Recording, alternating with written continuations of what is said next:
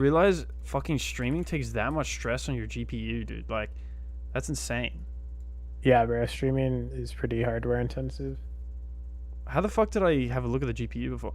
Yo, what's up, guys? I think I fixed it, so I think we're chilling. Where did I see that, dude? I didn't even know how I saw that shit. That was in Task Manager under Performance.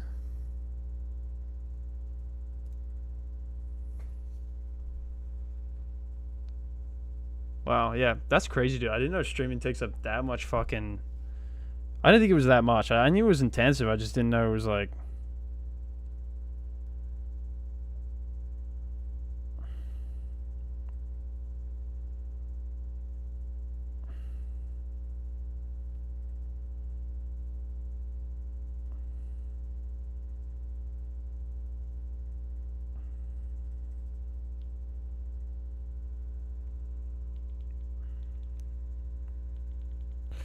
Yo, what is up, guys? Welcome back. Sorry.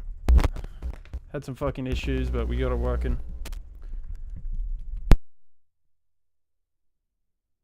I think we're chilling now. Anyway, the issue was Discord. We found out Discord was using my GPU to stream as well, so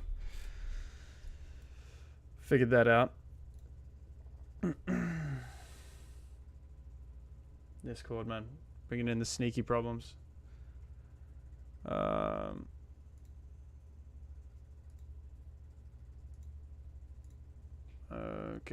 all right, let me get back over here.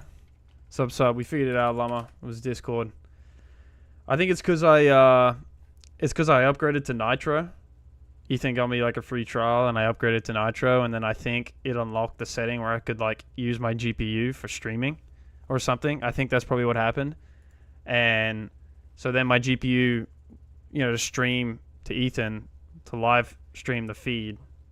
So obviously like the stream is like, I got a delay and everything. Like, you can see in real time it was fucking making my shit crash. So anyway, we figured it out. We're going to design a hash set and a hash map today. I've never done this before, so this will be a first time for me. It is an easy problem, so maybe it shouldn't be too bad, but I don't know. Let's try it out. Design a hash set without using any built-in hash table libraries. Implement a hash set class. Void add key. Inserts the key into the hash set.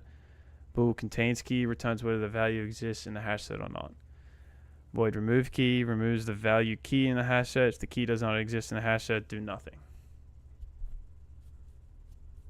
Okay.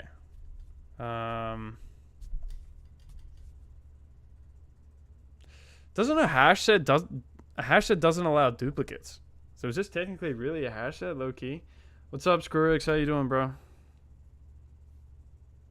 Am I streaming Ethan to you or not? Yeah, you are. Right, I'm right though, right? Hash sets don't allow duplicates. How come doesn't fucking say that in the description, dude? It's bullshit, man. So I think it's implied just because it's a hash set, but yeah, no, it can't have duplicates. So like whenever you add a duplicate, it just does nothing. Okay. Trying to think here. Okay. So do you want to see like the cheap way to solve this? Or is it just using like a fucking array or something? Or I feel like it has to be something so simple, like. Well, the easiest way to solve this in particular, because if you notice, like you don't have to return like any values or anything like that, right? Like you don't have to get anything because it's a set. You can just use a vector of bools, like a vector of booleans. Yeah. Like whenever you add something, you just treat the key as the index in the vector. Okay. And what the value is just if it's there or not. Yeah. I guess that would work. Yeah. Because right, hash sets don't allow duplicates, right? So you can just have true or false in them. Yeah, exactly. I didn't really think about that. That is actually a really good way. Wow, that's pretty impressive, bro.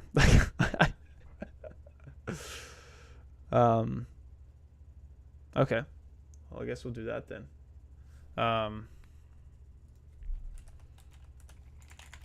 You think there's a what would be the is it, you say that was the normal way to do it, or that's the That is not the normal way. That is not the normal way to do it. what is the normal way? Just using like So you need to use something called the hash function, and you need to hash actually function. hash it into buckets and such. Maybe we can do it both ways.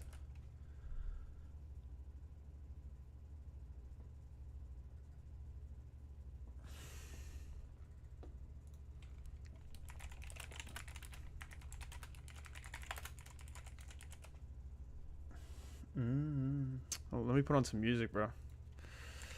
Dude, I kind of want to play from Spotify, dude, but I feel like my shit's gonna get fucking copyrighted, dude. And bro, just test it out for one stream. You never know. I see streamers doing it all the time. Alright, fuck it. I'll just fucking. Oh my god, installing Spotify. I haven't even installed Spotify on this boot. Okay.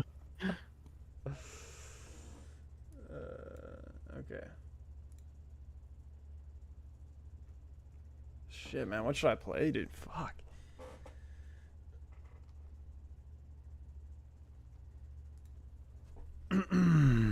Need to get some fire shit on here, dude.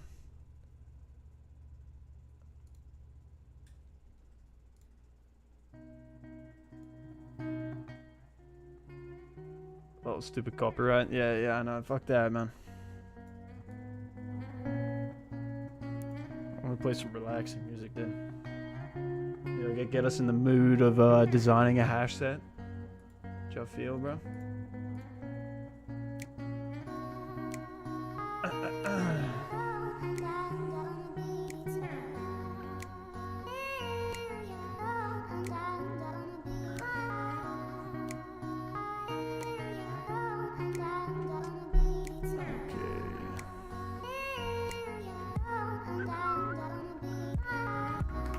Okay. So SCD, I feel it. There you go, bro. That's what you want to do. STD vector. We probably want bool. We can call it. Let's call it. If I don't know what to call it, I'll usually call it data. But make sure to do the m underscore prefix. Oh shit.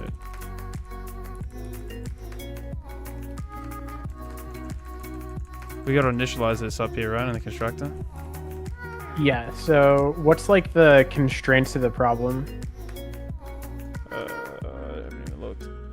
10 to the power of 6. Okay, so instead of the vector will default initialize, but you need to resize it to be 10 to the power of 6 big.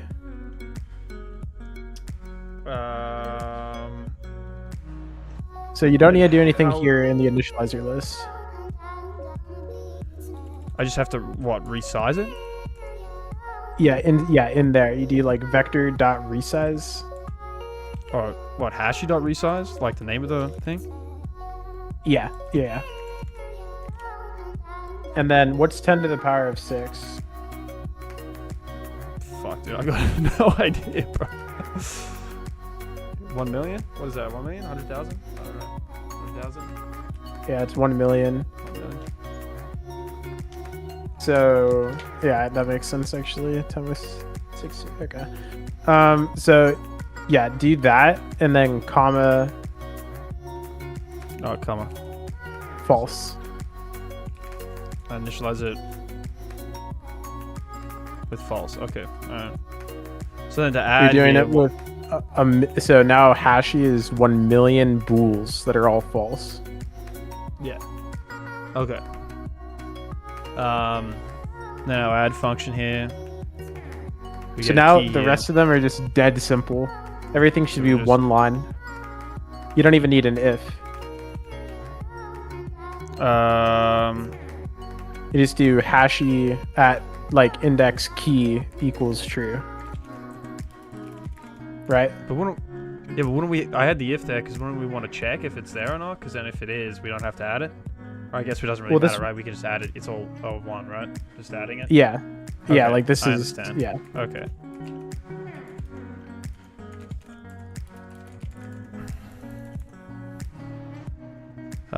Contains. So how do we know if something's in this set? If it's true. So return mhashy.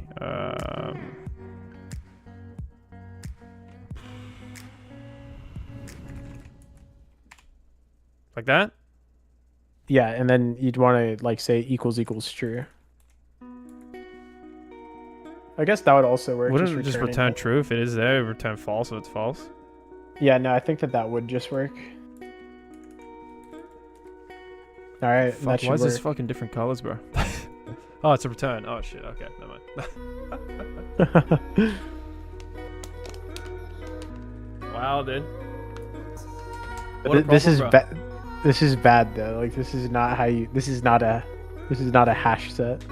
Oh, doesn't like it. Oh, buffer overflow.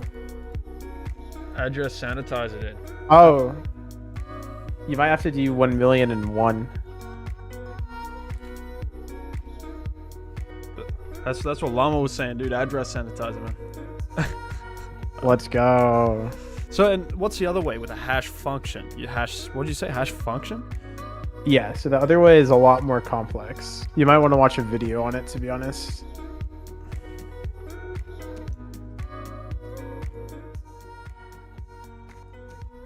Hang on, let's see what other people did. Design hash there. Most optimal.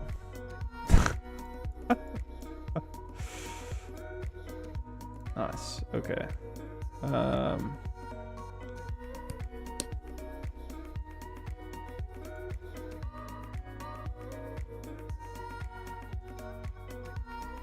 This is using a hash function here, right? But in Python? Yeah.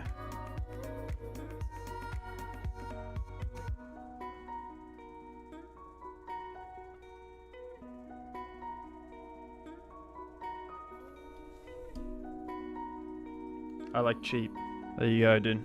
Yes, sir.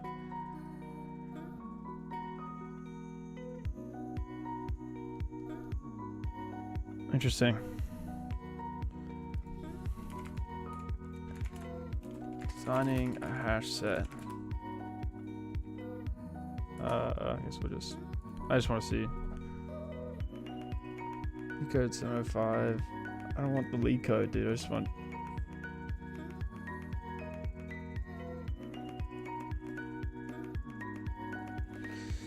Interesting, dude. That was a good problem. I'm happy we did that. That was interesting. Yeah, but just know that like that is not a hash set. You just know. Is there a video on YouTube, dude, that you know? Just watch later. Just look up how to hash sets work.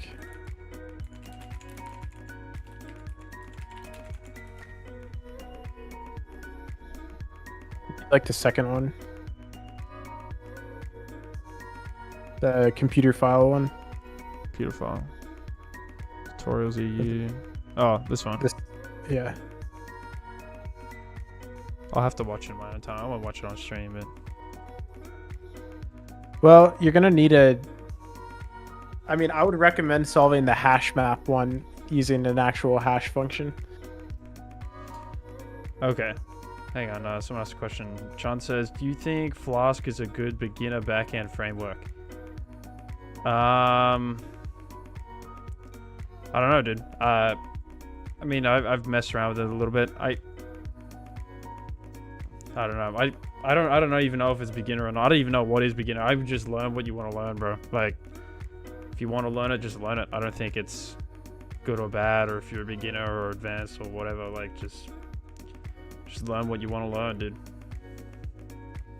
It's my advice to you. Whatever makes you happy, bro.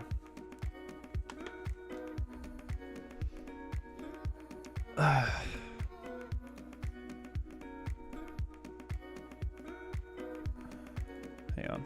Let's see if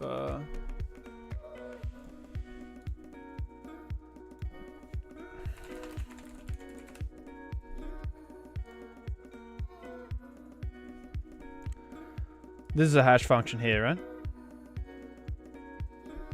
I see. Hold on. Where? Let me see.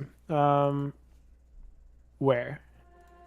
This guy's just use a hash function to hash your keys. Strength of the function depends on the strength of the TC. This is weak, so most function will do when modded based on your array size or code be over 1. So his hash function is p times key mod max in. Yeah. That's the hash function. Okay.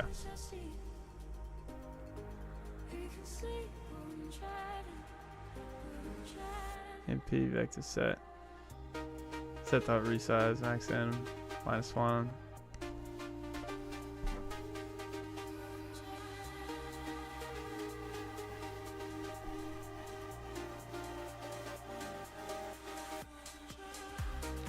So in this case here, why is he using a pointer here? Why is this technically a pointer?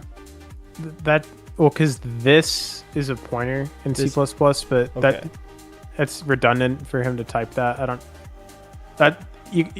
He's probably a Java programmer, because like in Java you always type like this dot in the constructor to set. Yeah, so like you notice how he only did that in the constructor, but nowhere else. Like that's probably just because he's a Java programmer. Yeah. Okay.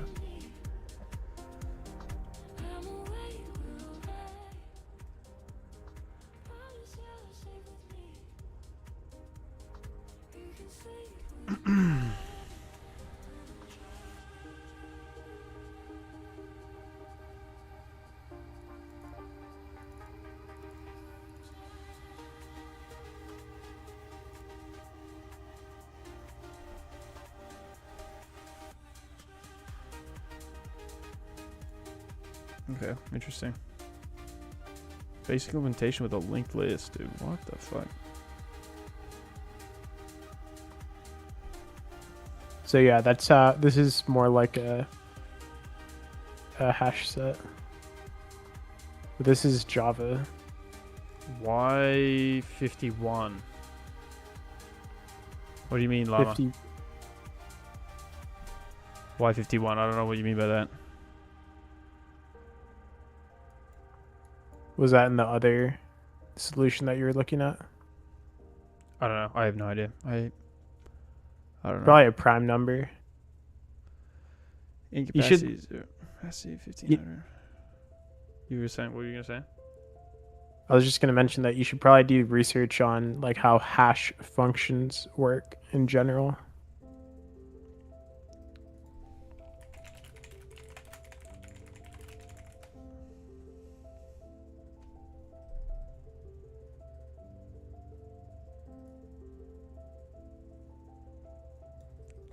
He was pointing this dot p is equal to 51. Ah, I see. Oh, okay. Yeah, so that's the prime number he's college using setting, for this is your first his impression, hash your first function. time. You want to put your best foot forward. Hello, this is Sunny. Welcome back. Today my topic is hash algorithm.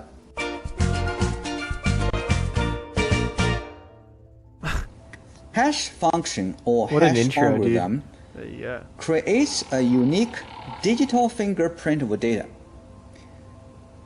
The digital fingerprint of data is called digest or message digest or simply hash. Hash algorithm is primarily used for comparison purpose, not for encryption. Many secure hash algorithms have three basic characteristics. 1. Secure. Resulting hash or digest cannot be reversed to determine original data. Hash algorithm is not reversible, it's one-way function. Given a digest, you cannot get the original data. 2. Fixed size. Given a hash algorithm, you will get fixed size digests, no matter how original data vary in length. Short or long data sets will produce the same size digest. 3. Unique. Two different data sets cannot produce the same digest. Hash algorithm is commonly used for passwords. Take Twitter as an example.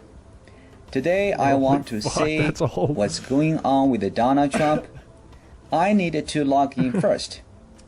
My username, Sunny-san, my password, ABC123. We got his password. When I click submit, both my username and password would be sent to Twitter database. But before my password is sent to the database, it is hashed to a digest. Let's assume Twitter use SHA-256 as their hash algorithm. Now, just go to then my ChatGPT password real quick Yeah.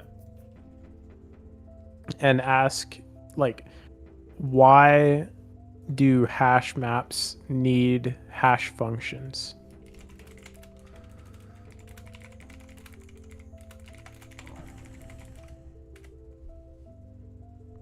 We will act immediately on the more troubling aspect of this report with respect to alcohol use and the Fuck, dude, it stopped generating. Oh, no, it's coming. advice or criticism about the fitness and readiness of individuals for space flight.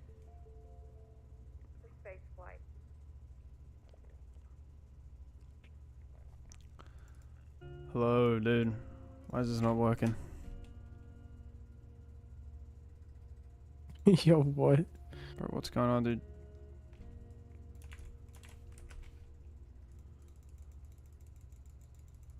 Bro. Ask Claude. Yeah.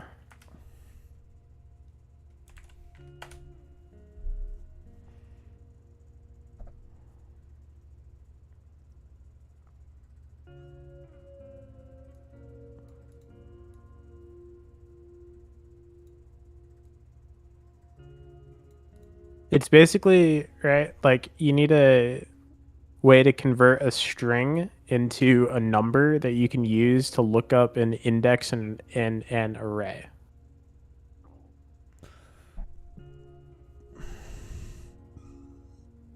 Does that make sense? Yeah, so, okay. Yeah. Yeah. That's like what it is on under the hood. Yeah. He always produces the same hash indirectly.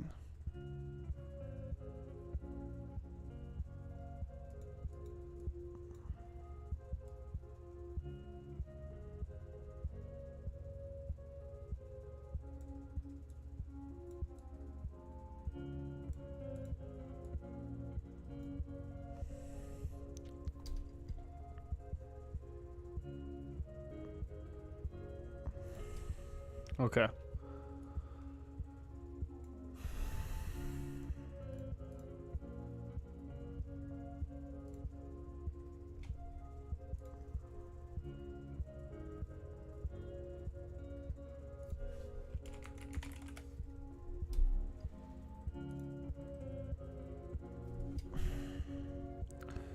It's not a hash map without using any built-in hash table libraries. Implement my hash map class, which will initialize the object with an empty map.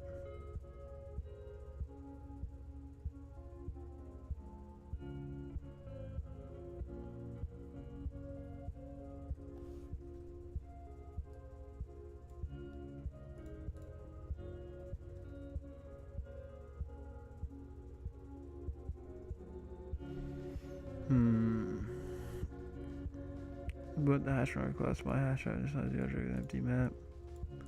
So it's a key value parent to the hash map. The key rate exists in the map will take the corresponding value.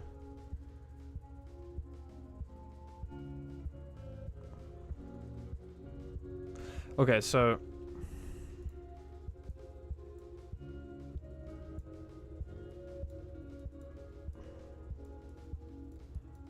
like we could have any sort of key value pair, right? So max 24, right? and we were to store this somewhere, right? Are you saying we need some sort of like hash in order to convert this to a specific number that we can index, that we can look up in the array? Is that what you're saying? So think about it. Well, so like with this one in particular, right? You can just use a regular array, and then you can just treat the key as the index in the array, and then you could treat value as the value that the index points to in the array. So we're hashing our key. Technically. Yes, but like in this one, you don't have to technically, right? Like I want you to notice that, right? Because it's just an integer. Oh, what we're putting in the actual problem. Yeah, like our keys and values are okay. integers. Yeah. Okay. But yeah, so the fundamental thing that, like, if this was a generic hash map though, like if we didn't just have integer keys, then you'd need to find a way to always convert the keys into hashes. Right. And then you need a way to turn that hash into a location. Okay. And this is a stupid question, right? But I feel like I might as well ask this. Like, with the hash, you can make the hash kind of like whatever you want, as long as it's like, you know, works with a fixed size, right? Technically, is that interesting? Is that a way to think about it, or not? You can make the hash. I mean, yeah, hash it could be anything. Yeah. Yeah. Okay, that's what I thought. There's like a set of hash functions that are known. Like for example, if you look up like FNV1A, that's a very classic hash function.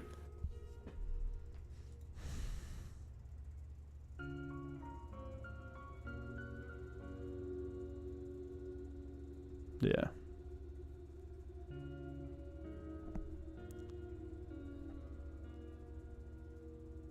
So that's the hash function, right? Like that's like one of the simplest ones. Okay. So like for each byte of data that you have to have hashed, you start the hash at this fixed offset basis. You can just look it up. And then each iteration of the loop, you set the hash equal to itself times the fixed prime number that they use in FNV. And then you use the XOR operation with the byte of data in the input. Okay. Okay. So here's an idea. Go to ChatGPT, or go to Claude or ChatGPT, whichever one is working.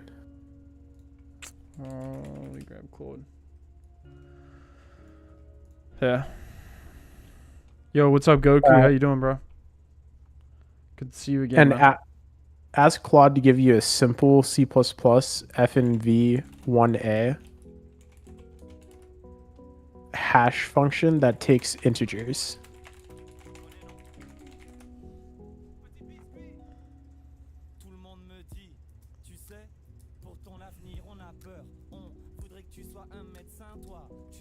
So go to the 32-bit one. That one. Yeah, so copy that. Yeah. And then you can just put that in the private section of your...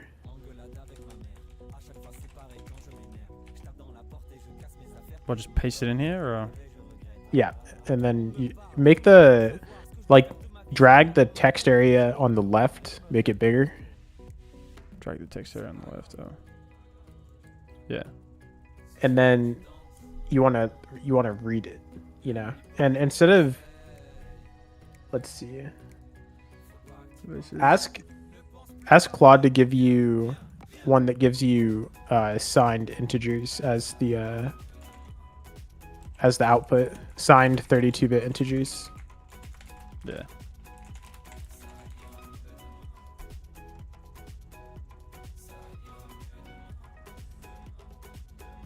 Yeah, so that one. Oh my god, what is it generating now? it's making edits to it.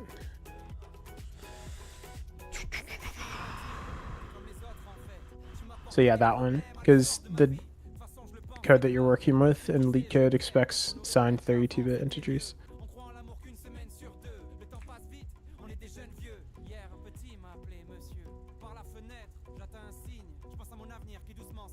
Highlight line 21 to 34. And click tab. There you go. I'll move this down. Yeah. Same thing on the for loop, technically. Oh shit. All right, but this is how like this hash function works, and this is like again one of the more simple hash functions. Yeah. I'll offset. So those. I'll prime. Hash. Okay.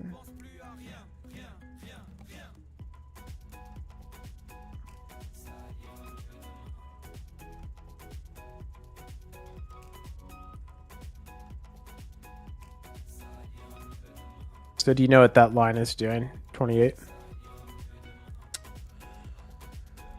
Constituent 8 pointer bytes is equal to reinterpret cast. I don't really know what specifically this is doing here, but Okay, so reinterpret cast takes some value, right? And so like for example, what is the value? What is the data type of value? what is data type of value? It's our parameter. DTT. Yes. So in memory, right? And how many bytes does int32t take up? 4. Yes, 4. Yeah. So in memory, wherever value is located, it's taking up 4 bytes because it's a 32-bit integer, right? Like we know that. Mm-hmm. But what reinterpret cast is doing is it's reinterpreting that data to be a different data type. Okay. So what is reinterpret cast's template parameters? Constituent 8 T.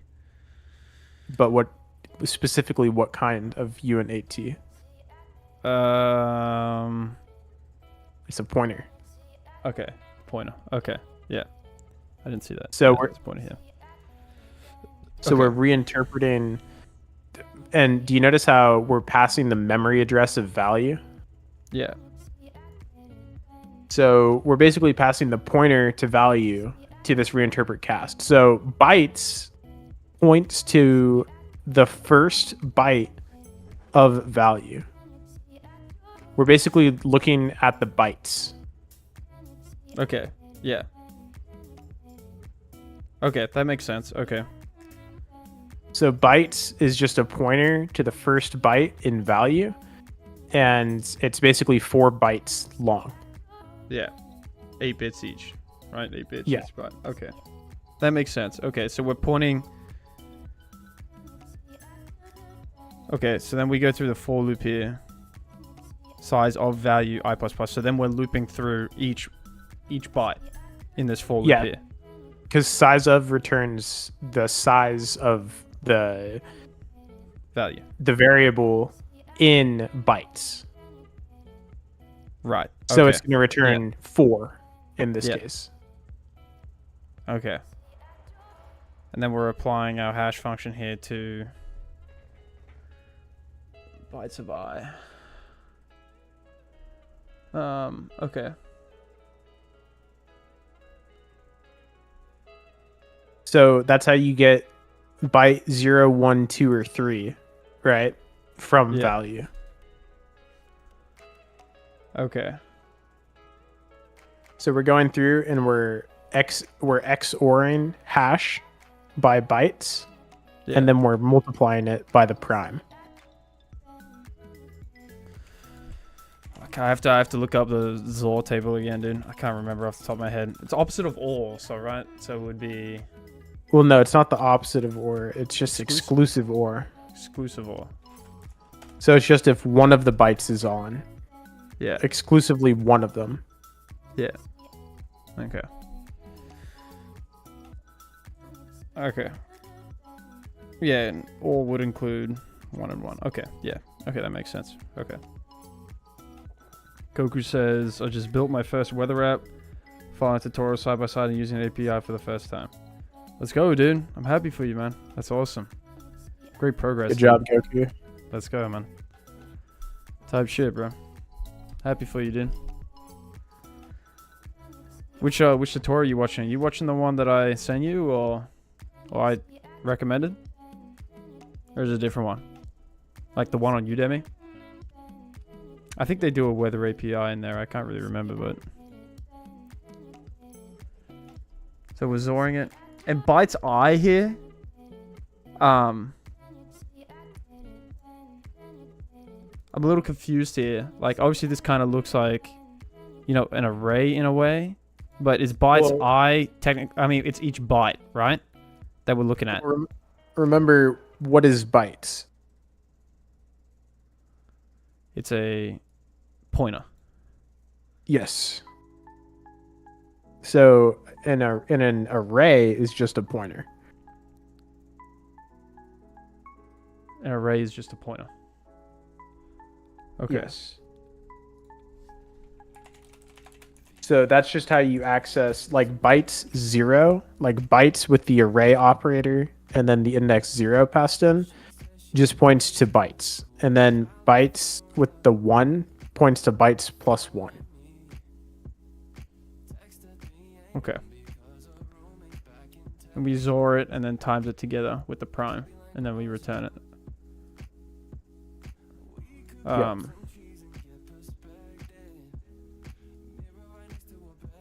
Okay, so uint8 pointer is 8 bits, 1 byte of memory, right?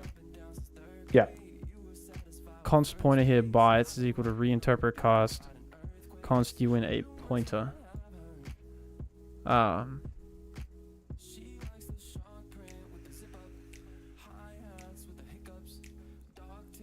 Okay, so we're recasting our value here, which is an int 32 bits, which is 4 bytes, into 8 bits each, which is 1 byte. Right? And we're pointing to the beginning of each byte. Right. Does that make sense, or am I... Yeah. Okay. Okay, I think I understand. Goku says, now one day I found a random playlist on YouTube which has 30 projects in it, so I made the first project 29 to go. Let's go, dude. Let's go, dude, man.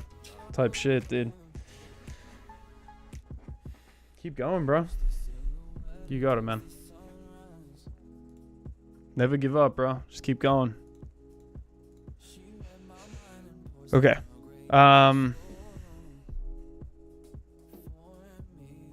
I would also rename this function just hash. This function here? Yeah. Wait, why'd you call it function? Oh shit! What did you tell me to rename it? I thought you said function. What did you... Hash. Shit, yeah, sorry, hash. my bad. I'm like blanking out. No worries, bro. We can also, we don't have to, now that I think about it more, we don't have to cast it to an integer, and you can return a uint32t. Talking about here.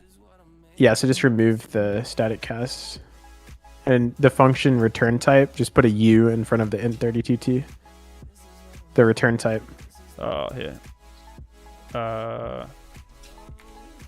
Yeah, that'll be fun. And so, wait, what is the difference between... No, there's no underscore. Yeah. So what's the difference between an int32t and a uint32t? I probably should know. You should probably explain this to me, but it's hard for me to remember. Well, one is unsigned and one is signed. Okay, unsigned, signed. Okay, fuck me, dude. Okay. Also, on lines 23 and 24, yeah. I would make those static const expression. Static. Instead of const. Instead of const, static. How do you... No, you keep the const, but do you expr after it? Yeah, like that. Oh. Const expression. Yeah. So I would do that. Can you explain Docker 2? Like, what's a stack compared to a container, etc.? A container is just a virtual machine. There you go. Hey Max, what's up? What's up, Ryan, dude? How's the Udemy stuff coming along, bro? You're progressing fast, dude. Keyword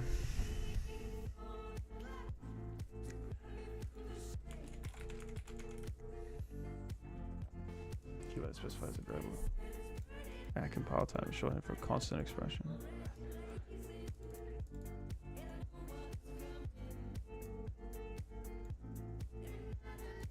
How do you know, like what's your like intuition to make this a constant expression? Like why would you want to do that? Well, because you're setting it to like a literal that will never be changed. Okay. And it makes it faster, like setting it at compile time. Yeah, it sets it at compile time versus runtime. Okay. It's like basically anywhere that FNV prime is used at compile time, it'll just be swapped out with that number directly, pretty much. Yeah. Okay. Chris says, good luck, guys. Study up. Appreciate it, bro. Thank you, Chris. Appreciate that, dude.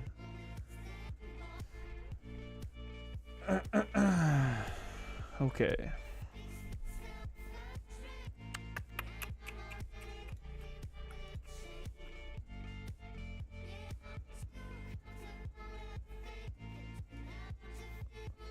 Is the music not too loud on the stream, or is it fine? I can't tell.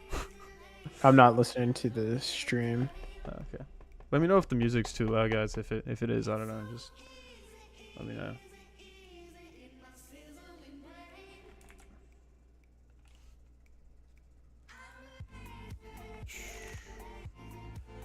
Bro, Leetcodin question 700 is crazy. You really been grinding for 200 days? Yeah, bro. Yeah. Leetcodin question 700 is crazy. Yeah, I've been doing it for nearly 200 days. I do a mix of stuff. It's not just like, it's not just Leetcode, bro. So it's, I do Leetcode and I work on projects and stuff. So I do a bit of everything. But yeah, I've been grinding like 200 days. I haven't even started applying for jobs yet. I actually literally just started today. I started applying today. So, yeah, I'm starting my journey of applying now to hopefully land something for January. So that's the goal. It's going very well, Max. Till now, I felt difficulty to be easy to moderate. Today, I'm going to start Bootstrap. That's great, dude. Keep going, man. That's some crazy progress already, bro. What is that, like section 10 or 11? It only gets better, bro. Like once you get to the JS stuff, it gets fun, dude. Trust me, you'll like it a lot more. To be honest, I hated the CSS stuff. I thought it was so weird. I'm not gonna lie. I'm a website designer and I don't use a single code. Okay, let's go, dude. I don't really know what that means, to be honest, but now the music is blessed. It's not bad, bro. Music is perfect. Okay, thank you guys. Damn it. True, damn, good stuff there. Thank you, man. Just trying to grind, dude. Trying to grind. I've been learning C++, bro, and it's been honestly, like, it has been AIDS, like, learning it, but it has also been like super interesting too. Like, it's been really great. I think from my I never learned C++ in college, so like they never taught us C++. Plus, like, I don't know. I mean, I was taught like Java and stuff, but like not really taught. I feel like if you really want to learn, you gotta learn in your own time. But yeah, I'd never even touched C++ in my life, dude. So this is the first time doing it, and so it's been really fun. Ethan's been awesome. He's been teaching me, and it's been great. So yes, sir. I'm very lucky to have a friend like him. So thank type you. shit. So true, damn good stuff though. You want to become a data scientist, Max? Not really, no. I mean, I'm looking for a entry-level job in software. That's the goal. So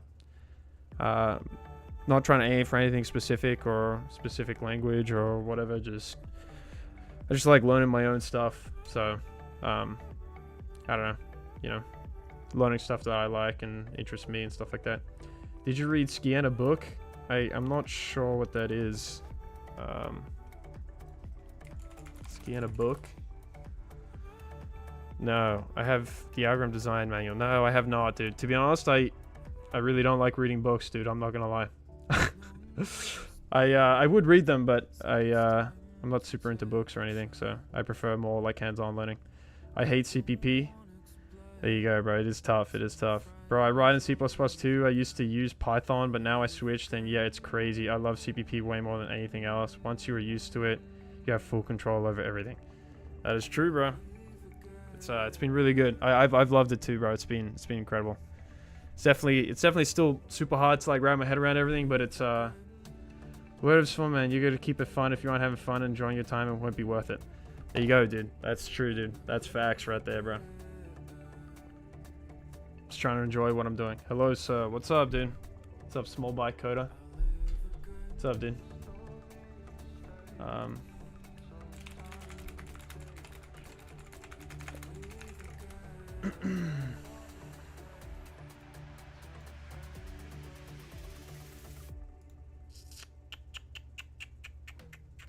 So do you know where to start, or do you want? Do I know where to start? Sorry, I haven't even looked. I've been reading the chat. I think you are not orderable. 30 plus. Let's go.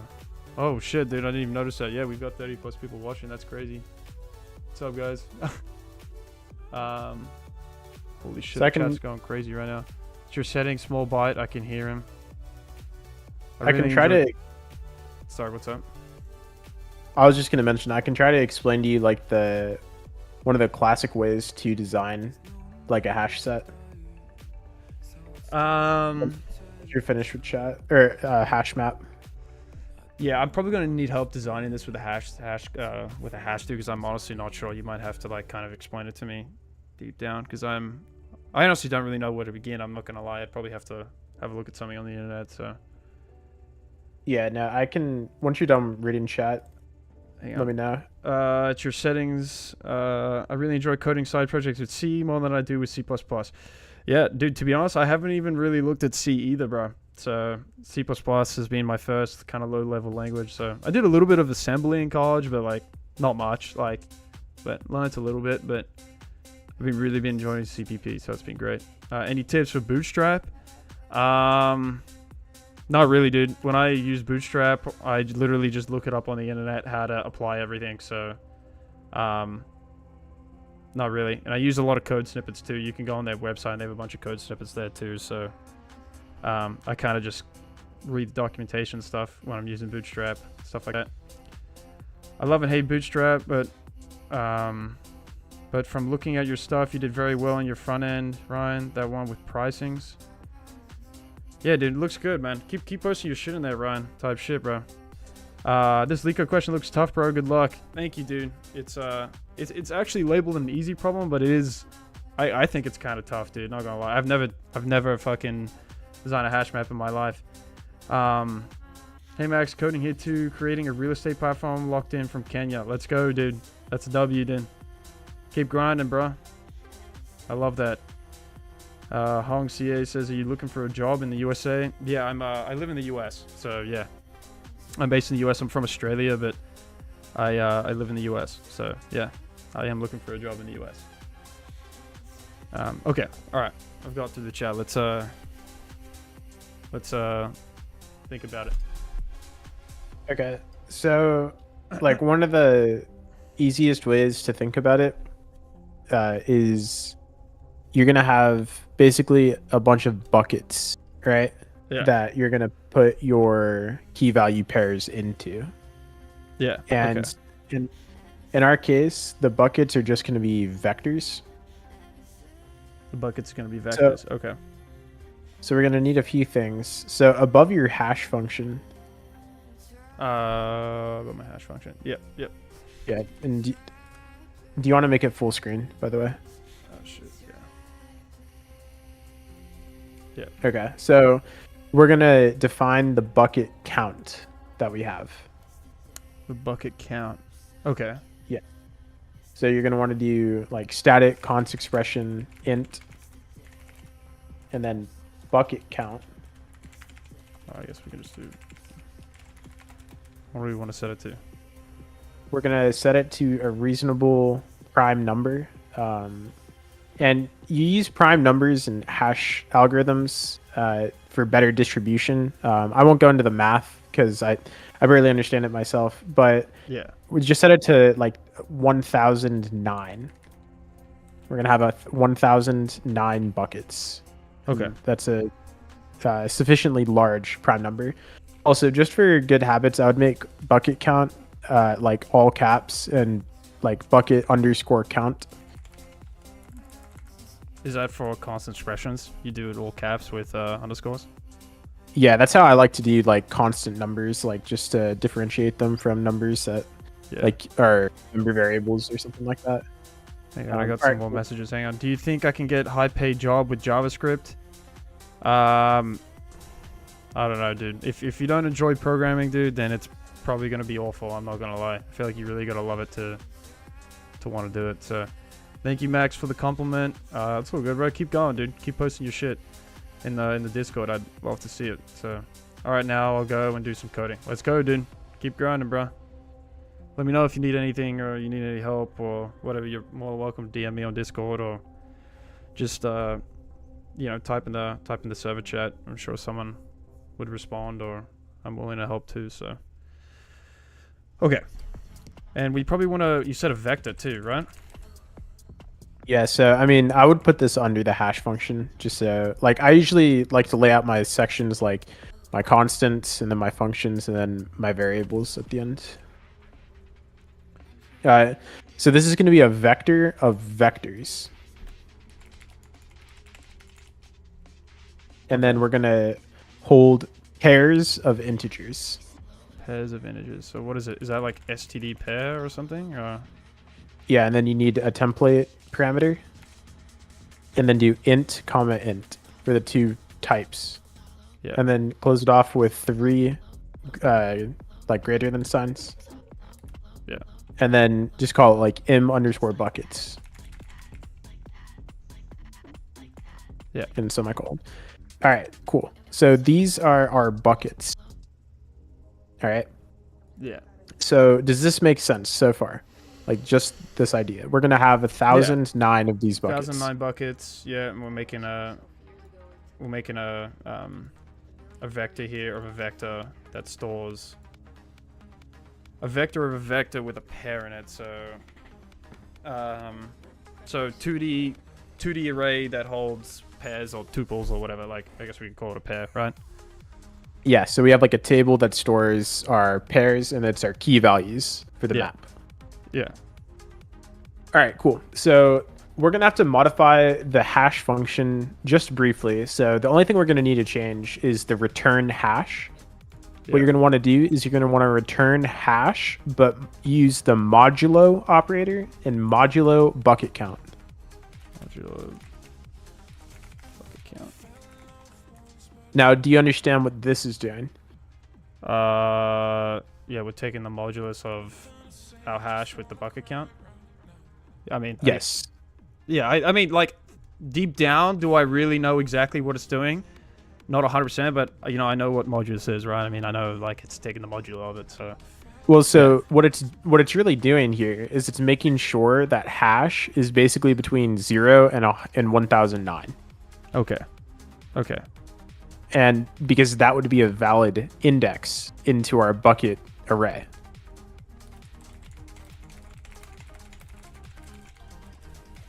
Okay. Sounds Okay. good. Hang on, I got a few more messages. Anyone can just tell me how to repair Linux sound drive? I'm not sure off the top of my head, bro. I just probably look it up on the internet. I'll continue to post on Discord. Sounds good, Ryan. What's the thing that you most want to learn in programming? There's not one single thing that I want to learn. I just want to be the best dev I can be. So that's the goal, bro. Good luck with today's stream, Max. Thank you, Ryan, bro. Appreciate the love, bro. Okay. Sorry. Let's continue. All right. And actually what we're going to do here as well, an optimization I just thought of, is instead of using a vector of vectors, because we already know how many buckets we're going to have, we can use an array of vectors. So change the outer vector to be std array. The outer vector. The outer vector. Okay. And then we're going to need a second template parameter. Second template parameter. So after the vector of pairs. After the vector of pairs. So here. So one more arrow out. One more arrow to the out. right. Yeah. Okay.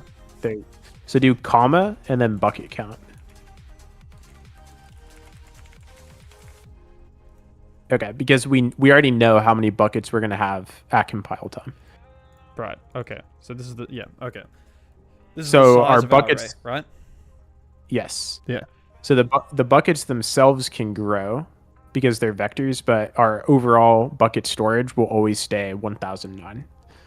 Yeah. Okay. All right. Cool. Sounds good. Okay. So if we go up, we can leave our constructor blank for this like implementation, but we can start with the put function. Okay. So how do we get an index for our key? How do we get the index? Like with every, well, because what do we have set up so far, right? What do we have set up so far? Well, got our hash function here. We've got our bucket count. What does our hash function do? What does our hash function do? Like, why did we write it? Why did we write it? I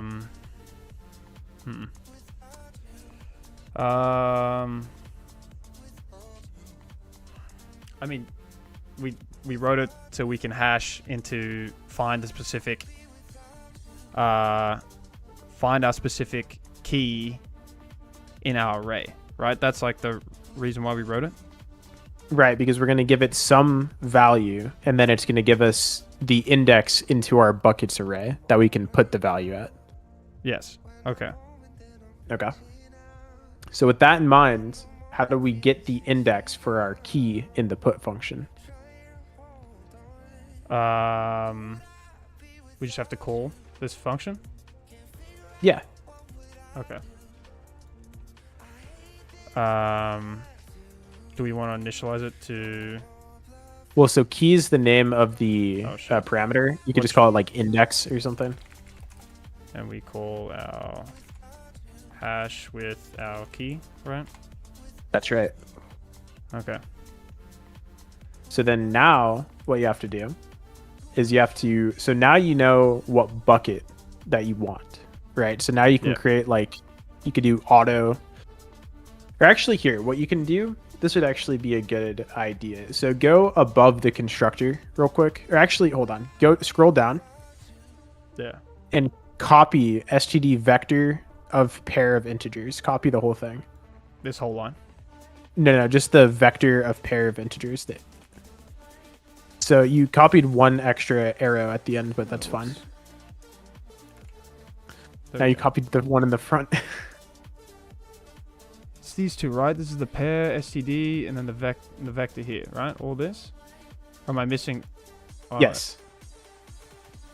That is that right? I think you keep getting the front. It's okay. Yeah, just copy that. Okay. Whatever. And then go above the constructor. Yeah. And type using, and then bucket with a capital B. Yeah. And then space equals. And then paste it. And then do a semicolon. And then remove that arrow at the front. So now whenever, like inside of this class, whenever you use bucket, it really means vector of pair of integers. Right. Okay. I forgot what that Hang on, I got a few messages. How do you keep consistent with Leetcodin? I'm really having a hard time here, lol. I don't know, dude. I just enjoy doing it, to be honest. I just enjoy doing it, so it's not really that hard for me to not be consistent. Keep going, bro. Thank you, dude. I don't know this programming language, but keep going. I'm learning Python. There you go, bro. This is C++, but yeah, thank you, bro. I feel like the style of learning might be a little too hands-on. I feel like the guy in the call is holding your hand too much. Yeah, maybe. I'm just honestly not sure how to design a hash map. I've never really thought about it before. So, but yeah, thank you for that comment, bro. I asked him to do this for me, so, but thank you for that comment. Anyway, sorry. You were saying? Okay, so now you can go back down to the array that we declared, like in the private section. Oh, yeah. And you can replace like the vector of pair of integers with bucket.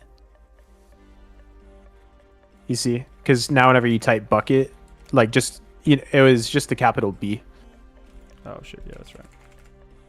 And you don't need that like greater than sign. Yeah. All right, cool. Because bucket really means what? The vector that we up here. Right. So now in put, you can get your bucket by saying bucket reference equals m underscore buckets at the index that we just looked up.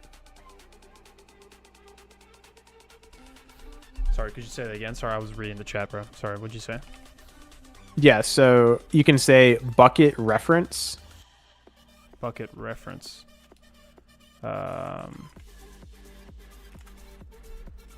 Reference. What do you mean by reference? Well, you know, like the ampersand. Ampersand. Oh, okay. Yeah, yeah. Okay, yeah. And then just name it like bucket or something. And then what do you want to set it equal to? Like how do we retrieve the bucket? How do we retrieve the bucket?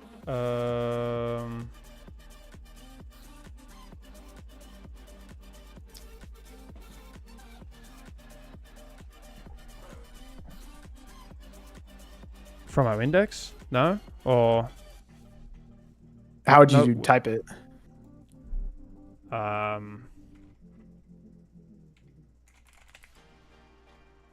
don't know. I'm not sure. Is that right? This is our bucket here. We're grabbing. Well, that's the index to our bucket. Oh, okay. Wait, hang on. Wait, hang on. M underscore buckets. Sorry, what are we looking for? You said our value, or what was it? We want to retrieve the bucket. Retrieve the bucket. So the bucket being. Hang on.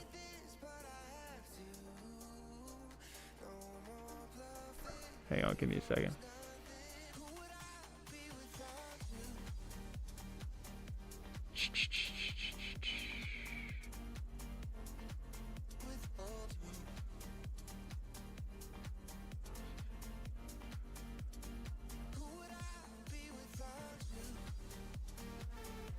Is it like dot first?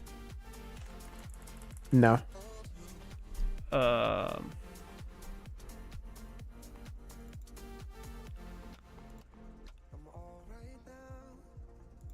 Is it shit, dude? Are we just grabbing? We're just referencing the specific index here, so what, like this? Yeah, exactly. Okay. But it's bucket. It's m underscore buckets. Oh shit. Okay. Okay, cool. So you got the index and you got the bucket that we want to put this key into, right? Yeah. Yeah. So now there's like two things that you have to kind of consider, right? Like there's option A, like is the key already in the bucket? And in that case, we just want to update the value. Okay. Otherwise, we have to put the new key value pair into the bucket. Because what is the bucket again? The bucket is the pair, like the key and the value, right? No. No. Look at line 4.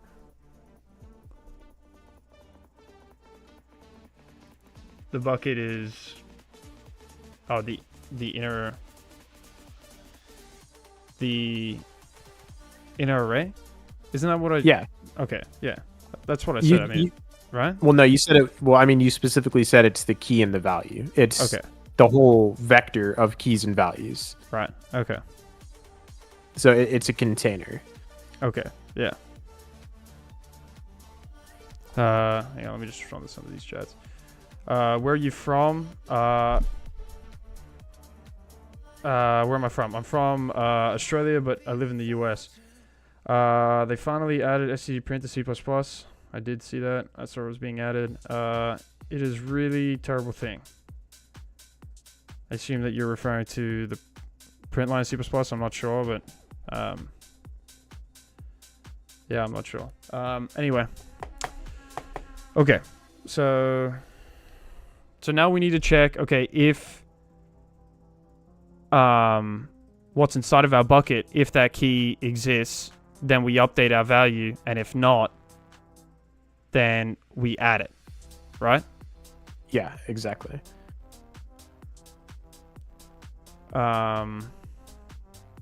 Okay. Are we gonna need to? I'm thinking we're probably gonna need a what?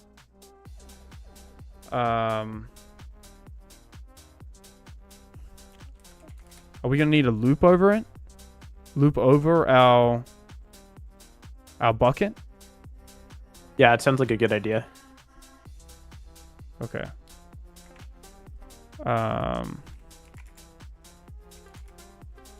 For auto.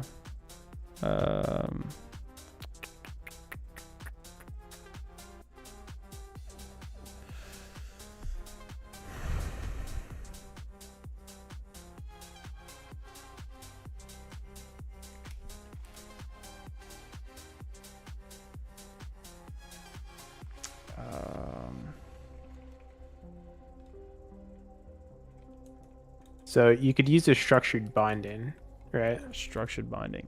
Okay.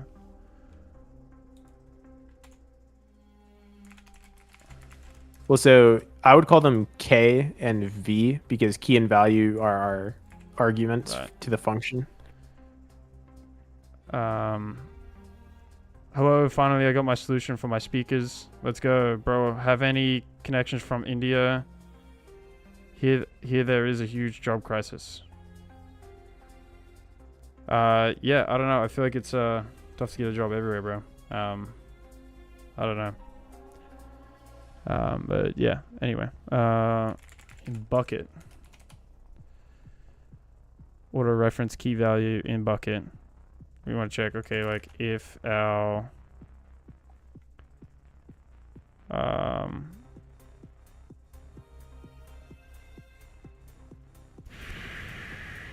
if it exists, so what if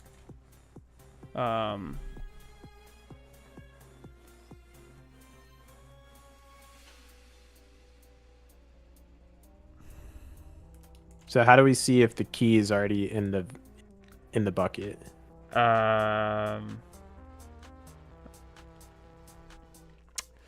that's what I'm trying to think about, bro. I don't know the syntax. Well, what are we trying to compare?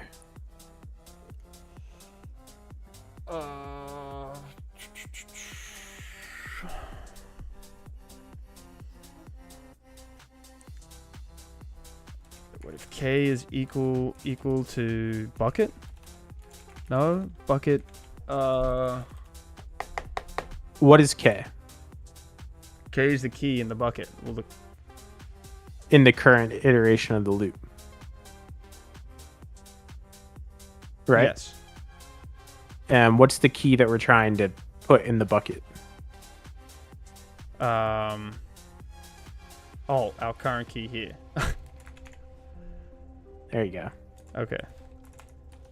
If K is equal to key, then so if it's there, then we want to update our value. So we would do update our value.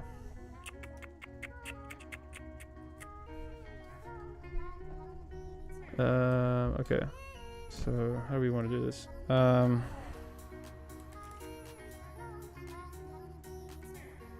The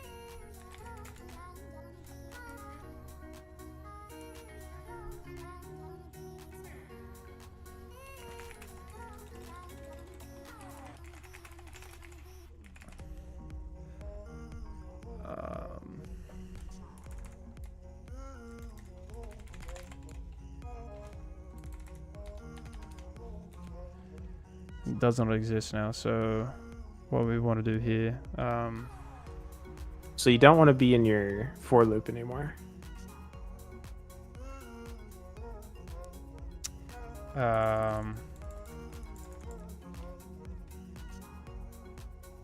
Everything you wrote looks great so far.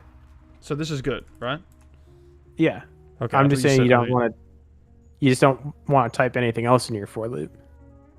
Okay. Oh, I don't want to type anything else in my for loop. Okay. Okay. Okay, yeah, you're right. Okay. Yeah, because it doesn't exist. So, Yeah, because we did our linear search through the bucket that we've selected, and we're like, okay, it doesn't exist.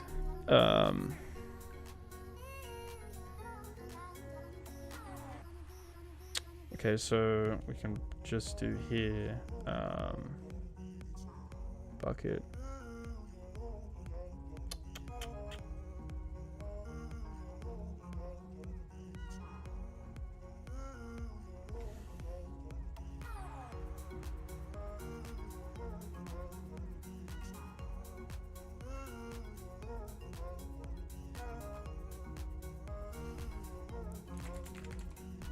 I feel like there's some sort of method here, right?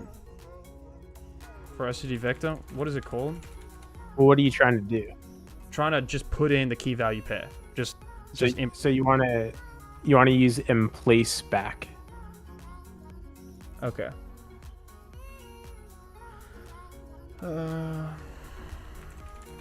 Place. Let's go back. Key value. Yeah, exactly. I guess we don't need the return, but fuck it, I'll just put it anyway. You should get rid of it. I think you should not write it if it's not needed. Okay. All right, cool, nice. Yeah, that looks good. That's perfect.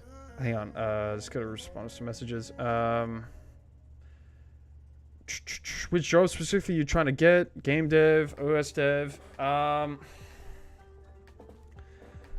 Honestly, I feel like I probably should have had something that I should target, but I don't have anything that I'm targeting. I'm just looking for an entry-level opportunity. You know, I've done a lot of web development, believe it or not. So, you know, a lot of projects in React and Node and stuff like that. Firebase.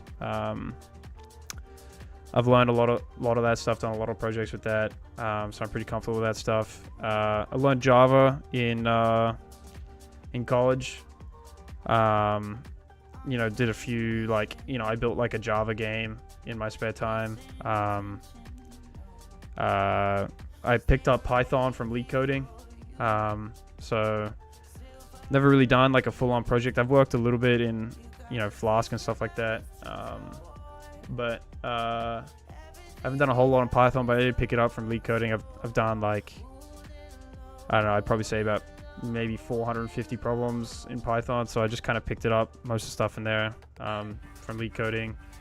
Right now, just learning C++. So I've been learning C++ for probably about, I'd probably say close, maybe a little bit less than 2 months, something like that. So I do a little bit a day. You know, I also have a life too, so you know, just whenever I have time, I sit down and just like to learn and stuff like that. So being learning C++ and stuff like that. What is my best skill? Probably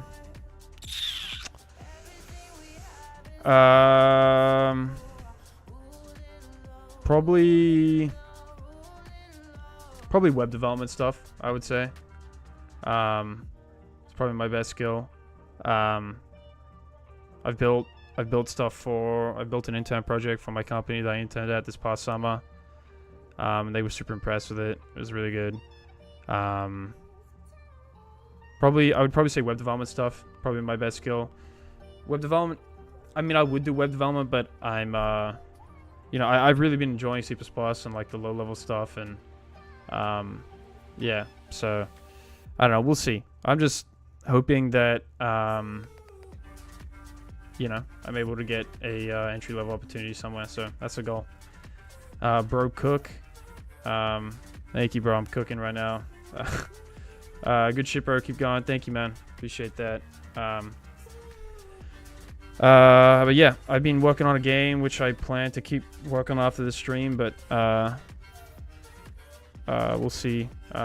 Depending on the time, might do a little bit. So I spent an hour trying to fix this stream. You know, I was having issues with streaming earlier, so it kind of took a little bit of time, but probably do a little bit after I finish this problem here on my game that I'm building here in C++. It's definitely C++ is definitely a lot tougher for me, so a lot tougher for me to think about, you know, since I've done a lot on web development and stuff like that. So yeah, if that answers the question.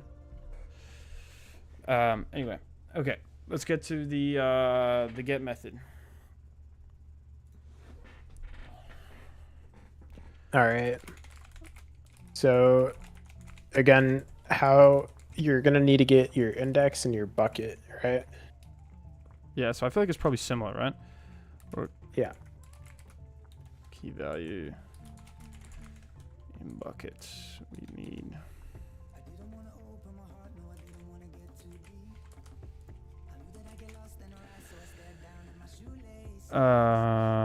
Okay, so this time we're just getting the key. So really, we just need to check if it exists. So if k is equal to key, then we can just return it, right? We would just do return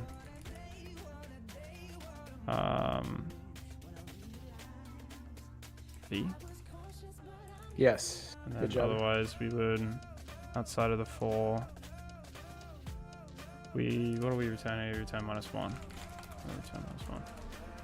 There we go. And just a small thing, since we're not, so in the put function, Yeah. we were technically like modifying v in the loop, but in the get function we're not modifying k or v, so you could make it const auto.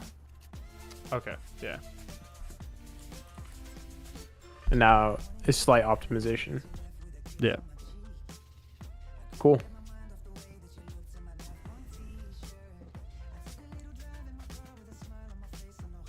Okay, and then we got our remove function here. So what we're doing here removes the key and its corresponding value if the map contains the mapping for the key. Remove the key and its corresponding value.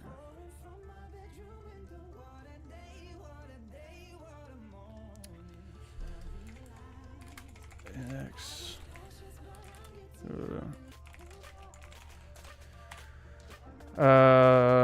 Anon Q says, "What the hell, bro? Almost half a year streak. That's some good shit. Keep going, bro." Thank you, dude. Appreciate that. It's been crazy what this has turned into. It's been crazy what this has turned into. So, when I started this series, bro, I think the first 120 episodes, I don't think anyone really watched me do any of this, and like it's crazy just to see like literally more than 5 people watch me. Like it's literally insane to me. I don't understand how I'm so entertaining, but I do appreciate everyone here, so comes and follows along. So thank you for that, Anon. Tin Lucius, can you explain why to use const expression instead of const? I believe we use constant expression here because it's just an optimization thing. So it, right, you think it gets compiled at compile time, right? Or it gets initialized at compile time? Yeah. Yeah, so the number it's known at compile time instead of runtime. It's faster. It's an optimization. Yeah, like just an Max was saying. optimization thing, yeah. Which university did you get your degree? I went to a very small university called Eastern Illinois University. It was in the middle of nowhere. I played Division I tennis there. It's a very small school. If anyone here watches football, Jimmy Garoppolo went there, Jimmy G, and Tony Romo went there, played football there. So it has some cool alumni, I guess, but extremely small school. Like the computer science program maybe only had like, I'd say no more than 50 students maybe, and in my graduating class there was like 3 of us that graduated because everyone dropped out. But yeah, very small. There was only like a couple professors, so I went to a very small school, so nothing amazing. I got to play tennis there, so that was the most important thing for me. I played tennis my entire life.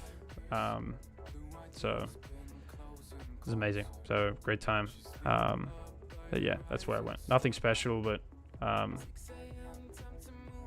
yeah, it was yeah, it was LMAO. Yeah, it was very small school, but yeah, it was still good though. I program was good. I don't know, they never really taught you. I feel like in college they, you know, teach you the fundamentals and everything, but like, you know, I'm a firm believer in, you know, if you really want to learn and you really want to go out of your way to actually learn how to code and, you know, do something, then you got to do a lot outside of that. So and I did do that while I was in college. I was just super busy with my tennis stuff and everything, and you know, kind of after I graduated, I started having a lot more time and really grinding you know, what I've been learning and everything, and making cool projects, and it's been great, dude. I've been loving it. So, and I decided to start this series on YouTube, and it's been crazy, bro, the amount of support I've got. So I honestly expected no one to watch any of my stuff, so it's just been incredible. And on Q says, bro, have you tried meeting with other tech events like hackathon and stuff? Socializing and making friends, networking really helps a lot, bro. Yeah, I'm actually going to San Francisco in 2 weeks, dude, for a hackathon. Me and Ethan are going. Crazy. Hell yeah. So I've never been to a hackathon. To be honest, I didn't even know what a hackathon was until like a week ago. Not a week ago, like a year ago. But yeah, I am going to a hackathon, dude. It's a voice AI themed hackathon, so me and Ethan are going, and it's gonna be crazy, dude. I'm really excited. I'm actually gonna make like a little vlog out of it on the channel, so it'll be my first sort of content that's not just, you know, recaps and live streams. So you know, I hope you guys like it, or you guys see it. So it'll be really interesting. You get to see me and Ethan run around San Francisco, man. Good time. Let's go. Great, bro. Good luck. Hope you enjoy it. Have fun. Thank you, man. Really appreciate that, Anon. Thank you for the support and everything. I was practicing OS in skills, and now I know spicy info. There you go, bro. Goated. Try Project Euler instead. Way more fun. Or Code Wars. Yeah, I don't know, dude. I'm not really like into competitive programming. I just I do Leetcode for more. I try and do a couple of problems a day of Leetcode, only because I don't know, just for fun, really. Like, one, to learn. Like, in the beginning, I was trying to get good at data structure and stuff just to learn. But, you know, right now, these design ones are definitely tough for me. But if I do, you know, like, normal ones, like recursion, backtracking, or whatever, like, I'm, you know, slide and window, all that shit, I'm pretty confident with it. But, you know, with the designing of data structures, definitely something that's a little different for me. It's, I've never really had to ever design a hash map by myself or design a hash set. I've never really had to think about that before, so this is definitely something very new to me. So, yeah. But yeah, thank you guys for all the messages. So, anyway, the remove function. So we probably want to grab our bucket too. It's probably the same thing. Grab our bucket.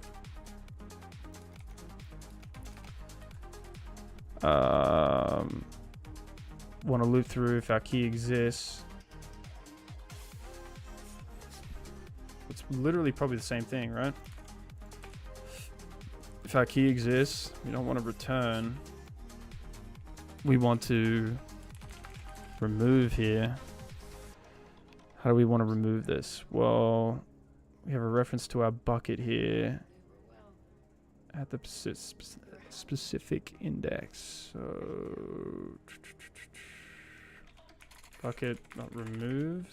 I don't know what the shit. It's erase. Bucket dot erase. I have to start getting used to these, man. I don't. So if you go to the documentation, I think vectors erase takes an iterator. Okay. Does it? Erase. Yeah, it does. Yeah. So you see how they're iterating through it with an iterator? Yeah, so I have to iterate through this with an iterator? Yeah. So instead of a like structured binding for loop, you just need to use an iterator.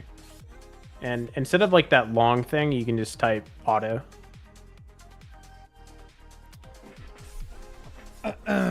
Yeah, instead of the SCG Vectin. Okay. Sorry, I got a question here. I contributed Code Wars some years ago with problems. That's really cool, man. That's awesome. That sounds really fun. Why don't you code on your IDE? It's way easier. Yeah, I do, like, hang on. Yeah, like when I do my projects and stuff, I do it in an IDE, obviously, but I just do it here in Leetcode. Just, I don't know. I used to use Ethan's Leet++, but I don't know. I've just been booting up Leetcode. I don't know. I've been getting more comfortable with C++, so I think it's a little bit easier for me, in a way. But I still have a lot of errors, so I probably should be using the ID.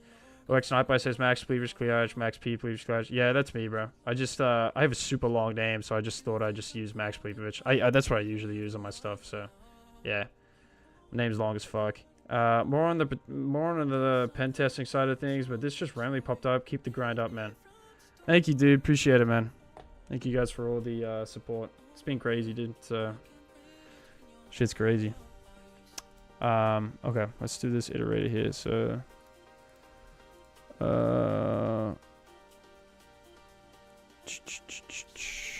for auto.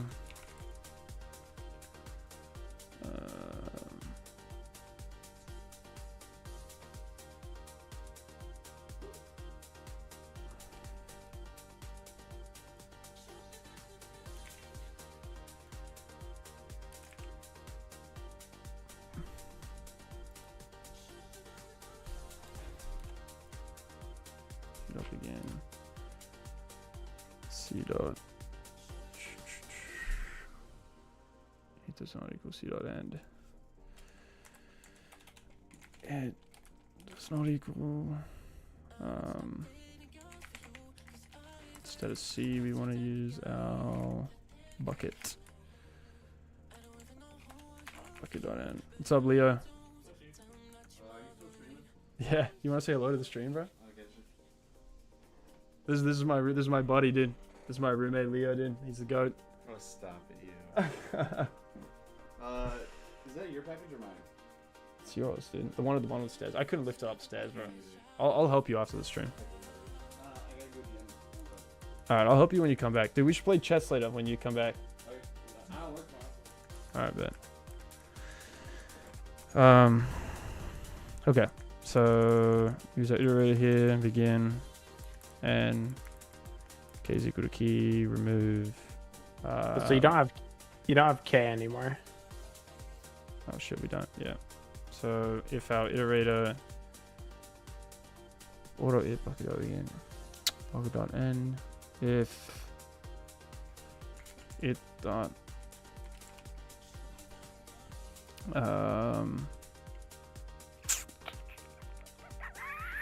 would we use first here? Yes. Is equal to our key. Yes. Then we want to erase our whole iterator. That's right. And then what, return? I guess we don't really need a return, right? I mean, we got nothing else, so. Well, so where would you want to return? Probably inside. Yes. Yeah. Alright, That's Good good, job. right? Oh, missing some fucking. Oh, you need to increment your iterator. Plus IT. Gotta make it a little faster, bro. That's right. Type shit. There we go. There you go, dude. Wow, bro, that's a God bless you, Mario, dude. Thank you, bro. Have you ever been to Toronto? God bless you. Thank you, Mario, bro. Thank you, dude. Have you ever been to Toronto? Did you know Toronto has North American only castle? I did not know that. No, I did not. I'm confused. I see a British flag behind, but the accent is sometimes American. Hell yeah, dude. Yeah, I'm I'm Australian, dude. That's my Australian flag right there. I live in the United States. I am very, very Americanized. I've been here like 8 years, so most people, like when I go to the bar or when I go out and do stuff, like most people don't even tell that I'm Australian. It's like, you probably don't believe me, but I swear to God, dude, no one can tell anymore. I'm probably like the most Americanized Australian dude ever, so yeah, I sound American as fuck. Even when I go home, dude, and I see my family, dude, and like my whole extended family, they think they think I'm like so American, dude. When I talk and whatever, like just think, even when I go to the bar, they think I'm a foreigner, bro. Like I go to the bar back at home in Australia and they're like, oh dude, where are you from in America? Like where are you from in the States? Like, and I'm like, oh, I just start fucking with them back and, you know, stop telling them I'm from like Nebraska and all sorts of areas. But yeah, I kind of got used to it now, but yeah, I'm pretty Americanized. I've been here a little while now, so. LMAO, it's on and off hella. Yeah, dude.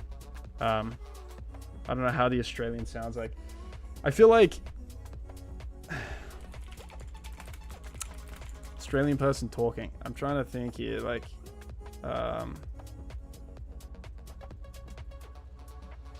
yeah, let's look at this Australian guy. Okay, hi. So yesterday I was chatting on Skype with a friend from New York, and I know there's a lot of differences in. I don't think this guy sounds Australian at all. Let's. I'm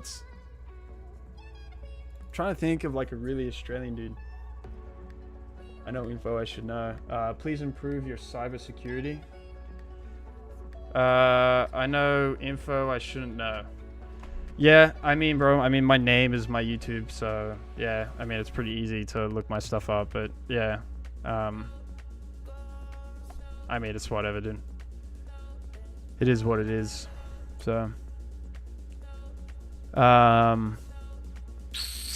yeah, learn how to speak Australian. Okay, let's listen to this, dude. I like to take a walk about in the bush and head to the outback. Outback or what? The outback. What the hell are you doing in the outback? Why not go in the front? No. Yeah, these guys don't sound Australian all either. I don't know. I'll find something later. I'll show it on the stream some other time. But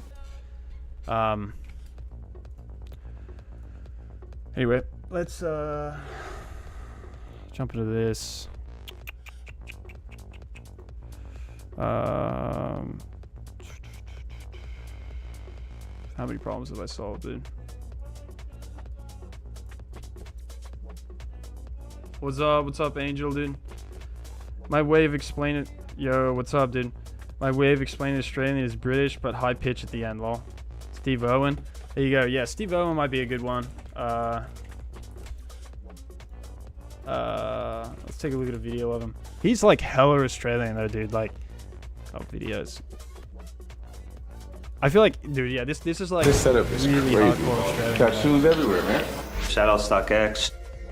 Like my shit was never this. Introducing the second generation Blink Video Doorbell, designed to give you complete peace of mind. No. Bang! Whack! Strike! Go around. Yeah, bro, this is way. Don't bite me on the face. This is the Asian spit.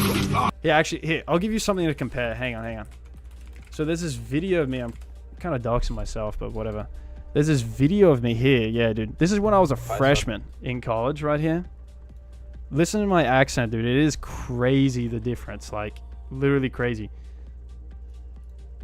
And I'm gonna tell you about a story, one of my biggest and scariest life stories of me pretty much smashing my head. Long story short. I sound so fucking Australian. This occurred on the 31st October 2019. My fucking hair as 3 well, months bro. into Crazy. my freshman year. The story here, bro. Like, oh my god, I messed up my. What happened? So, long story short, when I was a freshman in college, I went out partying and I went to the bars, and I got a little bit about me. Like, when I sleep, I talk a lot. Already doxed yourself. Yeah, I know, dude. My channel is already my name, but so it's whatever. Anyway, when I was a freshman, bro, and I went to the bar, I got really drunk, went to the bar, I was out with my buddies. I sleep a lot. I move a lot in my sleep when I'm drunk, and also I talk a lot in my sleep, just like naturally. I'm not like a crazy like sleepwalker or anything. I just like first, fourth year. There you go, dude. Hi, what's up, big boss? When I so I was a freshman. I went to the bar, came back drunk. I was on so I had a bunk bed in my college dorm room. So I was up top. I was probably about like, I don't know, probably like 7 feet high, and like the floor was like carpet, but it's like a very not much carpet. It's pretty much just totally concrete, pretty much. And I literally fell off my bed. By the way, heads up, before this, for some reason in my sleep, I would always like roll off the bed, fall on the floor, and I would land on my feet somehow every single time. I was like fucking Spider-Man. I don't even know how the fuck I did it, but I would wake up and I'm like standing on the floor, and I'm like, what the fuck is going on? One day I was drunk, bro, and I fell off the bed and I smashed my head on the mini fridge, right? My head, dude, was like bleeding from the top. Like literally, like my hair was covered in blood and I was bleeding from like literally my skull. I pretty much cracked my skull open. Like that's literally what I did, and I was bleeding everywhere. And bro, like I got, yeah, what the fuck? Yeah, dude, it was crazy. My coach at the time, when I played tennis, I had to pick me up and drive me to the fucking the hospital at like 2 o'clock in the morning. Dude, it was that trip to this day, dude. It was like 5 minutes to the hospital, maybe 10 minutes or something. That was to this day, bro. I swear to God, the longest drive I have ever been on. I was because of like I had a concussion, and obviously like, you know, you smash your head, you're like all fucked up or whatever. I'm throwing up everywhere, bro. Like I cannot stop throwing up because I'm just so dizzy and like my head's all fucked up. I get rushed to the ER, dude, and they have to do like MRIs on me and scans and all sort of bullshit. And dude, the doctor told me on the day that I was gonna have to have brain surgery. Like on the spot, they were gonna have to perform like brain surgery on me to stop my internal brain, like internal brain bleeding is what I had. My brain was literally bleeding inside of my head. And I remember to this day, the doctor and everyone that was there told me that I was gonna, for the rest of my life, I was gonna have constant headaches all the time. I was gonna have like I don't know, issues with like my thinking, like issues with you know, just random stuff. I mean, bro, I hit my head really hard. Like I literally smashed my head from 7 feet up asleep on the corner of a mini fridge, dude. Like it was pretty bad. Anyway, don't know what happened, dude, but literally I didn't have to get brain surgery or anything. I got released from the hospital within 24 hours. My brain stopped the bleeding by itself, so they didn't have to perform any brain surgery. It healed super quick. Don't know how.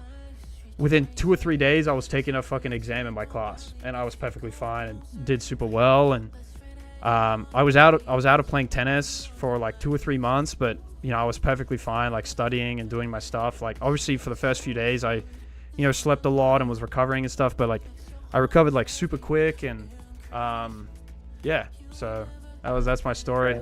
That is crazy. Never had any issues or anything with my head. Never had any headaches. I never get headaches ever, dude. Never have issues with my head. Never have issues with thinking. Never have any brain fog or anything. My brain is like super clear. Like, I can think super well. Like, no issues. Never had any issues whatsoever. So, yeah, been crazy, dude. So, I don't know, but thankful about that. But yeah, dude, it all worked out. So, but yeah, that's my story right there. So, crazy stuff. I'm glad you're okay, dude. Yeah, probably spoke for way too long there, but that did that shit to me totally. I've had nephronitis for the rest of my life. Jeez, man. I'm not even 100% sure what that is, to be honest. What exactly is that? Nephronitis. Condition where kidneys become inflamed and filter waste from the blood. Jeez, man. I'm sorry, bro. Yeah, but crazy stuff.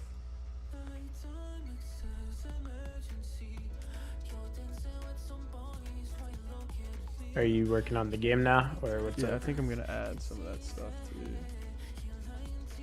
I'm just gonna open my thing over here. It's information on the kidney, but I'm good, bro. That's good, man. That's good, Llama. I'm happy to hear about that. Happy to hear that you're good, dude. I'm sorry about that, bro.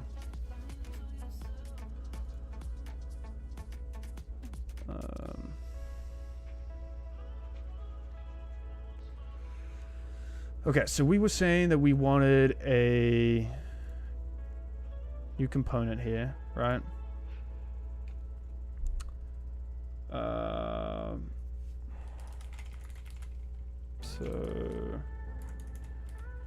what are we gonna name this?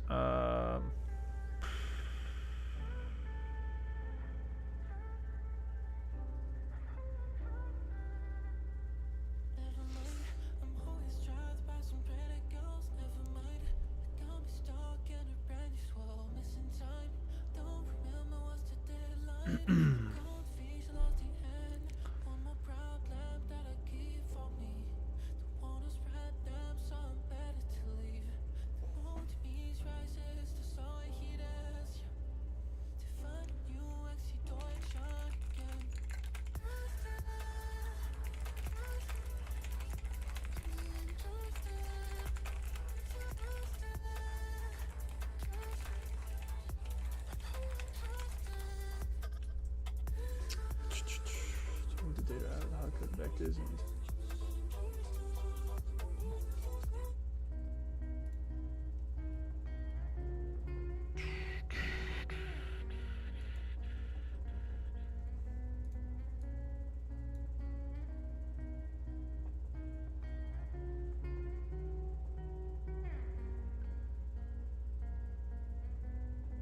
keep up the good work. Bye. What's up? See you later, OX9. Thanks for stopping by, dude.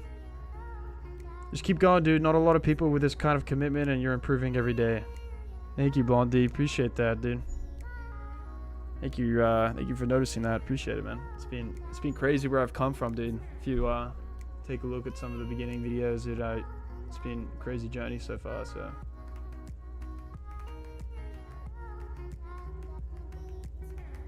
Trying to think about how we want to do this.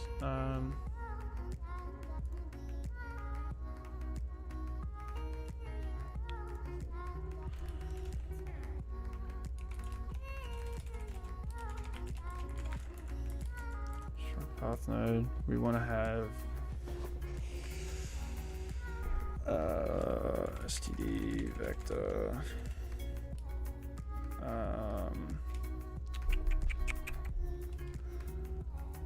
We have it over here. STL F point.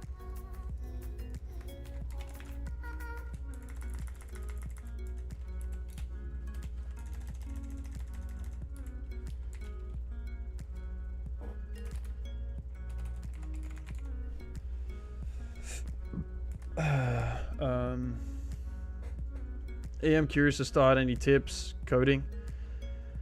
I don't know, dude. I'd probably start learning some specific language, dude, whatever you're interested in, and then just start making stuff, dude. Just start making stuff that interests you. So that's what I do. Just start making stuff that interests you. So well, so each path node is a node. It wouldn't have a vector of nodes. It would just have a single point. Sorry, what was that? Each path node would have what? Well, each path node represents an individual node. Okay. So it wouldn't have a vector of points. So you're just saying like a normal STL, like a STL F point.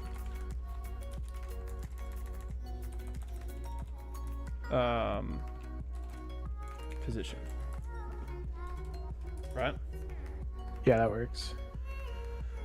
I'd start with Python. There you go. Awesome. Thank you, dude. It makes more sense to beginners. Yes, sir. Python's awesome, bro. Go to dude.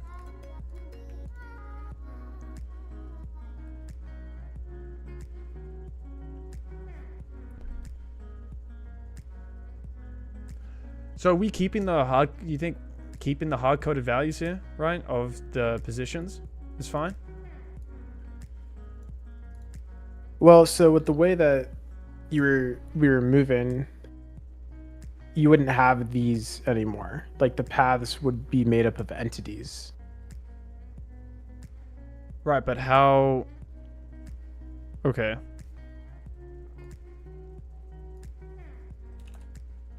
Honestly, I think that leaving it the way that it is right now is good for now.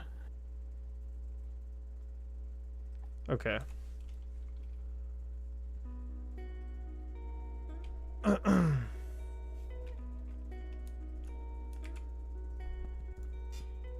Maybe instead try to take a look at like the text rendering that you had set up. Try to render something.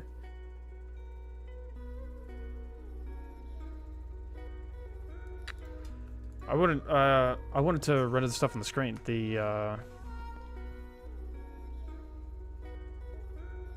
I probably have to research, dude, so much to do this, but I want to add this stuff here to the screen. I want to add these lines. Okay. That's what I want to do. So, but I'm gonna need to research hell to be able to do it because I figure out how to do it. Well, so I'm not you sure. just need to figure out how to draw lines in SDL. Yeah, I don't even know how to draw lines in STL, so that's how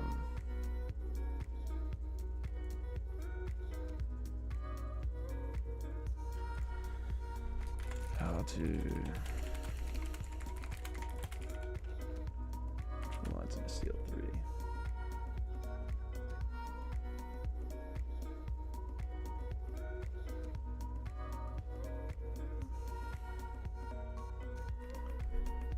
Render draw line.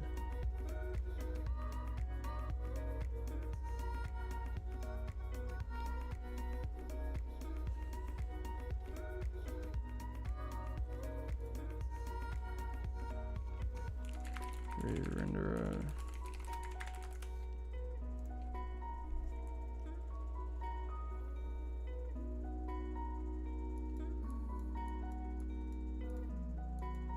Yeah, excluding to the start point. Why the whack wouldn't to the start point?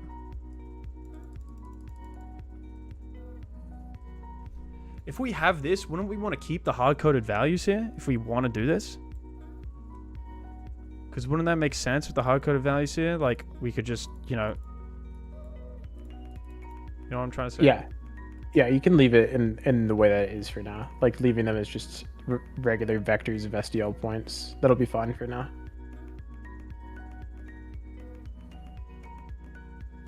So, like, the idea is you'll have to draw it from point 1 to point 2, like a line. And then from point 2 to point 3, you know? Yeah. But they were saying here, what I'm a little confused about is... Shit, where is it, dude? You have to do it from the renderer, right? SDL. Passing the render which you would like to draw a line. Okay, so... Didn't you create a function for that in your renderer class? I think so. I have to check. I haven't looked at the renderer class in a while, honestly. Draw rect, draw line. Here we go. Draw a circle.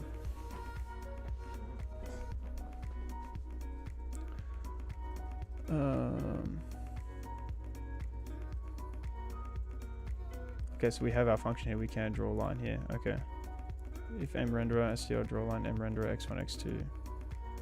Okay.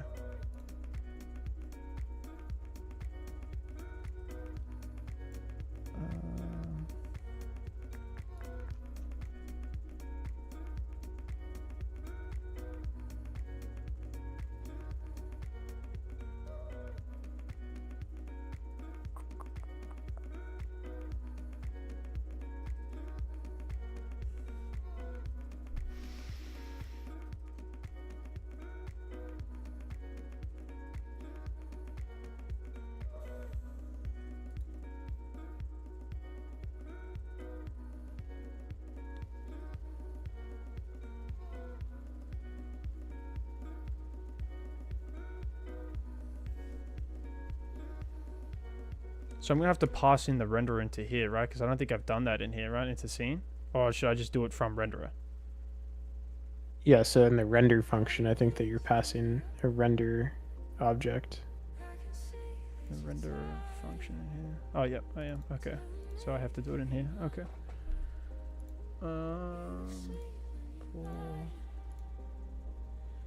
Four here.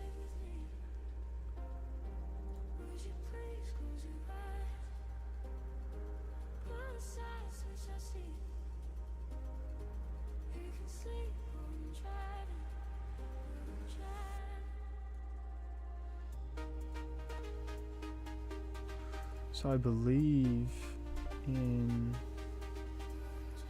sim.h we initialize the width of draw path.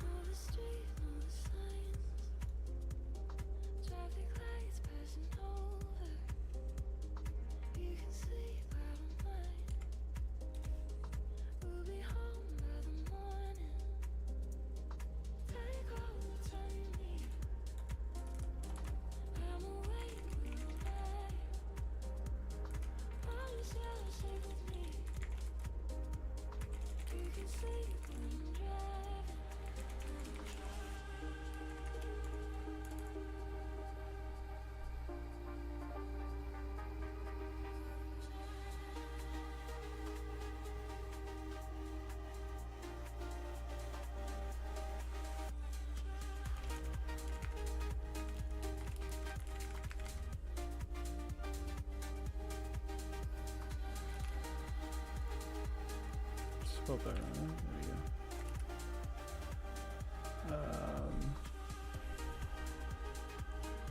Then we want a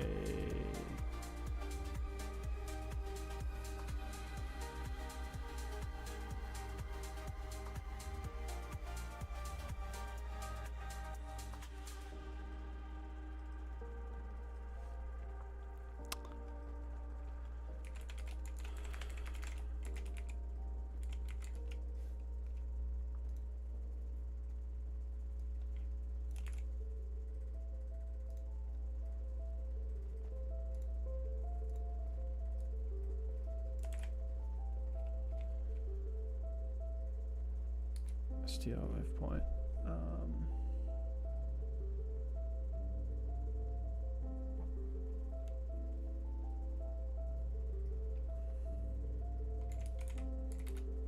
Path.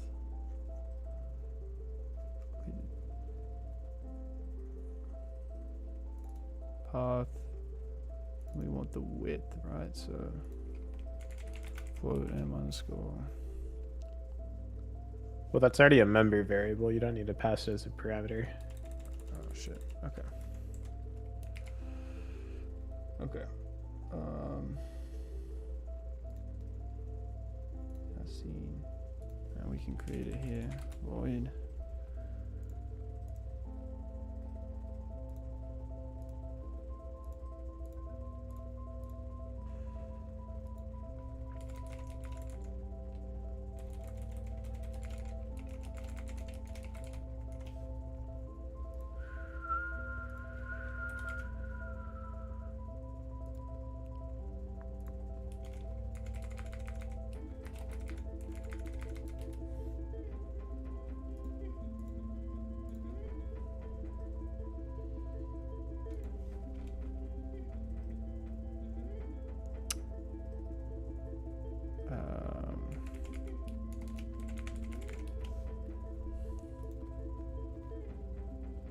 Back to. I hate fucking typing this shit, dude. STL vector path. Okay. Now here we have to call it here, so render UI stuff. Draw enemy path. On our renderer.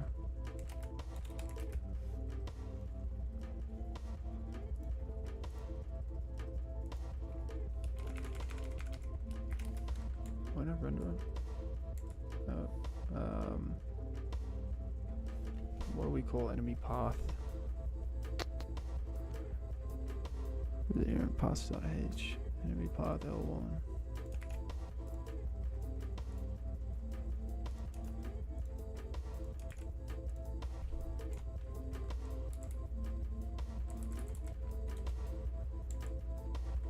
Do we need this here? Just get rid of this? Okay. render enemy path L1. Okay, sweet. So I mean, that's not technically UI stuff, but I mean, we're drawing the paths on the screen. Isn't that technically UI stuff or no? no, I mean like it's technically a part of like the battlefield when you think about it. Like the UI stuff is just like the text and things you interact with your Should I mouse. just call it mouse. battlefield then? Sure. Okay. Set that up.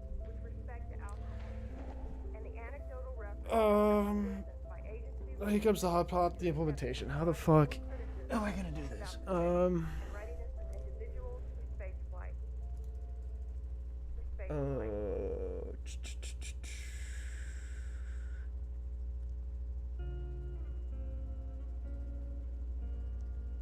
So really, what do we have to do here? Well, we need to pass in x1, y1, x2, y2.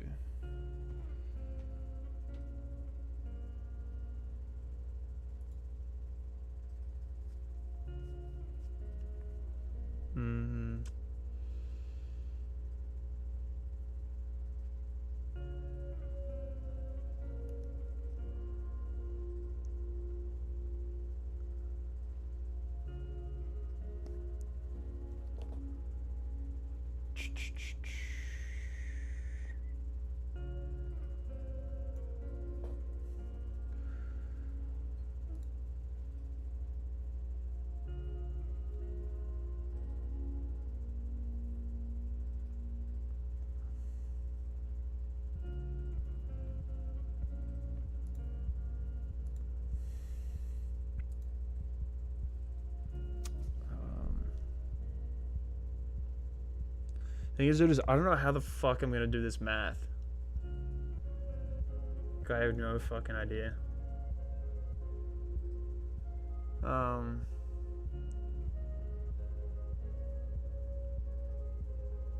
What math? Well, wouldn't you have to do some math to calculate like the size of the lines and stuff like that? Well, you can just start by drawing straight lines. They don't need to be like, they don't need to have a width.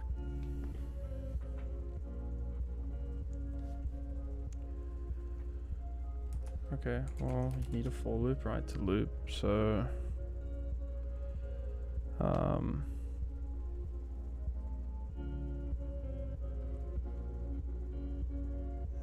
So you basically need you need 2 points at a time, right? Like you need point A and point B. Yeah. We have that in our path array.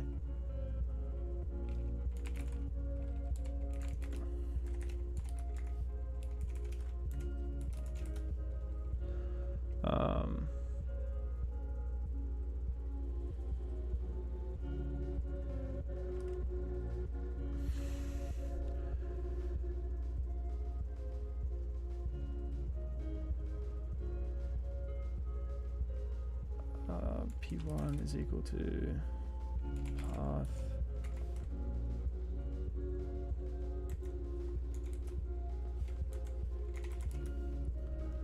Wait, what is...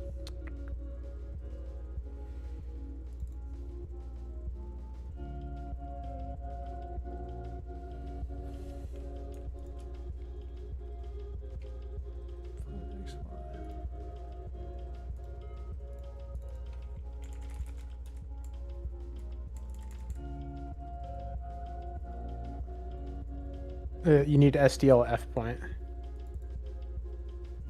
Not Here. float. Yeah.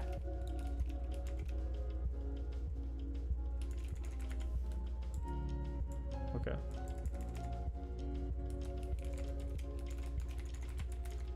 Two is equal to... How do you get the next one? I'd start with C# or Java. Yes, sir. C# and Java. Sorry, what'd you say, Ethan?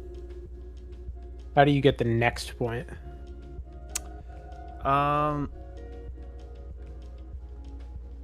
See, I was thinking this was wrong. Path I would be wrong. Because aren't we looking at one... No?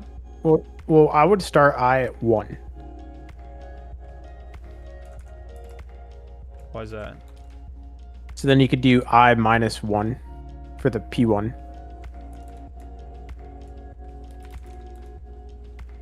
And then make P2 equal to path I. So now you have your 2 points. So how does that work here exactly, that this is I minus 1 and this is I? I thought I would be wrong. I thought we'd be doing like, we'd need some sort of like iterator or something and doing I dot first, you know, to access the first element. Because what is this technically in terms of man, let me go back to it. What is this technically, like this here, these two squigglies? It's just an SDLF point. Oh fuck yeah! And I looked at that, and we have struct here with just Well, F point is the one below it. yeah, But in X and float Y. yes.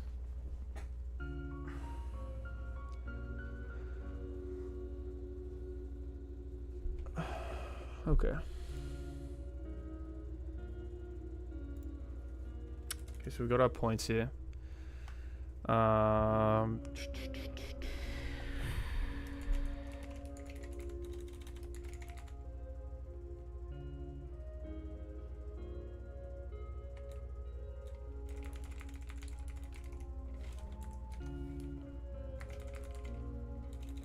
Line.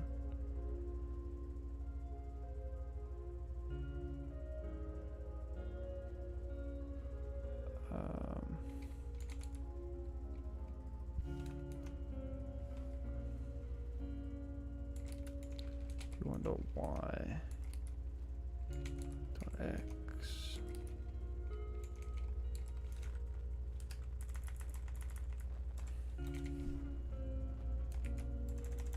Well, we need 2 lines, right? So No, you just need that one line, I think.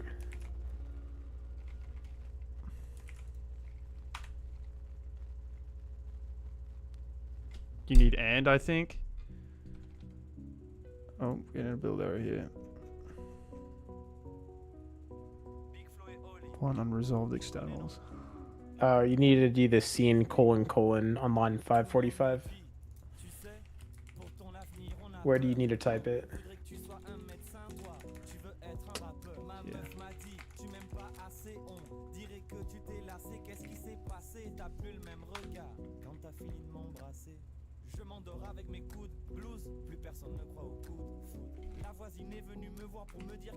Oh.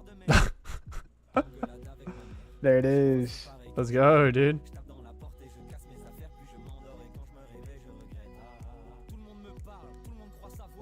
Let's go, dude. Well, now, why the fuck is it in blinking colors, dude? Look, you're not setting the color. How the fuck would I set the color? Look at 536 and 537. That's how you've always done it. Oh, shit.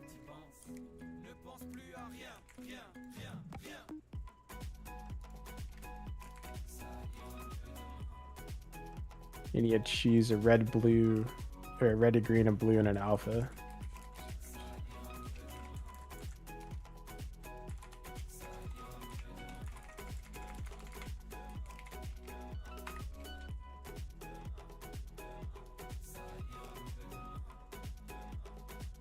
There we go, dude. Now it's fucking red, dude. Look at that shit, dude. Oh my god. Let's go. It's not gonna flicker different colors anymore. Fuck.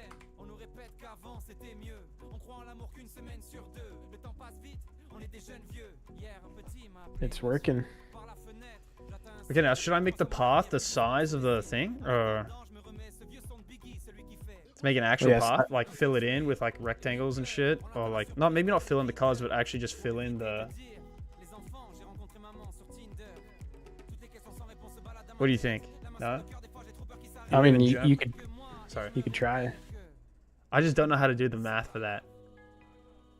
That's yeah, tough. it depends on if you want to think about it right now. You could move on to something else, or you could do that. It's up to you. Damn, bro, cook hard. There you go, bro. You live in Germany or France? No, I live in the US. I do have citizenship in Europe, though. from a European citizen. What a W. Damn, bro, cook hard. Thank you, bro. Thank you.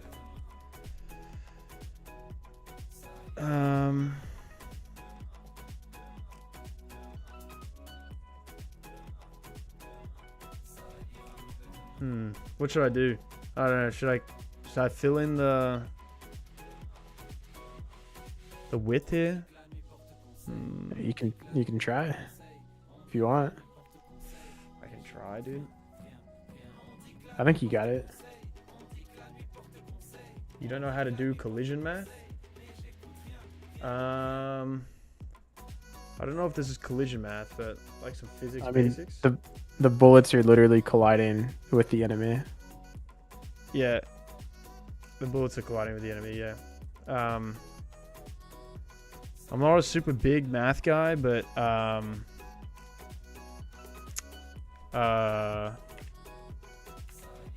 shit, it's one of these ones. Oh my god, dude, what the fuck is going on right now? Oh, okay. Yeah, I just struggle with thinking about these like lines and stuff and making them the widths and everything. I don't know, it's confusing for me. So maybe, yeah, I struggle with it. Yeah, probably. It's not that I don't know how to do it, I just definitely struggle with it. So I feel like here we're gonna have to render 2 lines, right? 2 separate sides. Now we gotta we need the math here, right? So how would we think about that? Maybe try drawing it out.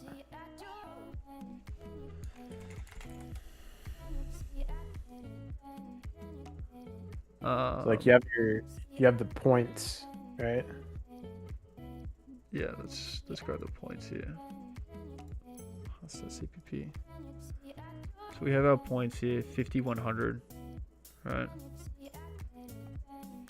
250, 100. 250, 250. 450, 250. I guess yeah, we can start with 4 for now. Alright, this is 50, 100. Let's get this visual diagram up here. Oh, whoops. I'm gonna go grab some water. I'll be right back. Okay. 250. 100.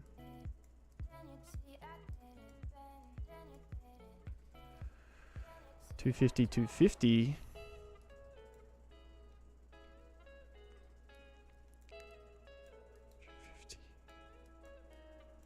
250. Stay hydrated. I got you, bro. Staying hydrated.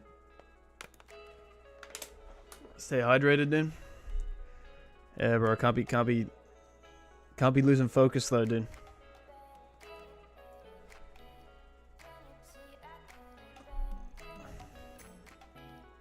Would you know how to do this here? MD explains, bro.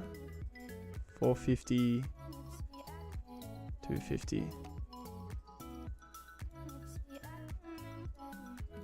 Fuck me, bro. 450, 250. Ah. Okay. Let's make this fucking pink, dude. So this represents our... No. This represents our lines, right?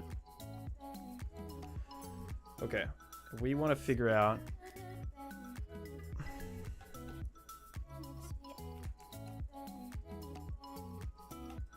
Grab our points here. Orange. Orange. Orange. I know all of this, bro. I just want to stay humble and never show the real me. Because if I did, that's true, bro. That's goated, dude. That's goated. I wish I could be like you, bro. Dude. I could be like the goat, dude. The goat of physics, dude. Oh, how the fuck? So...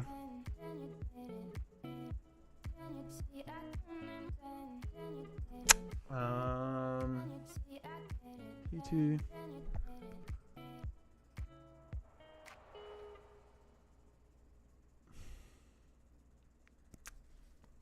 So really, like, for everyone tuning in on the stream, really what I'm trying to get it to look like is this. Right? I want the circles to come down here and to manipulate these two lines. I missed most of it. What you're working on? Working on the game, not sure. Working on the game. Trying to figure out, I've got the line appearing, but I'm trying to figure out how I can get the two lines here to appear.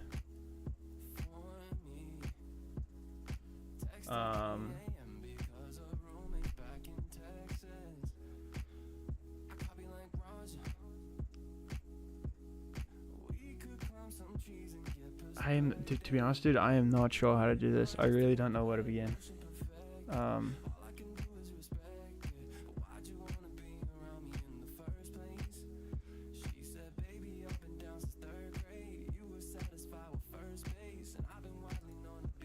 So maybe this is where I ask Claude to help me.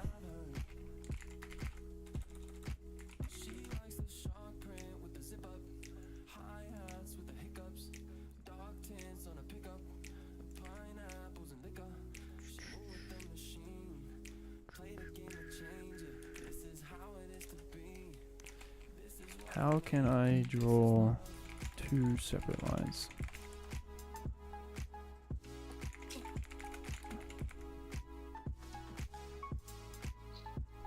Alright, I'm back, bro. Should I ask Claude here, bro, or no? I don't know. I feel bad asking Claude. I feel like I can figure it out. I feel like you can figure it out.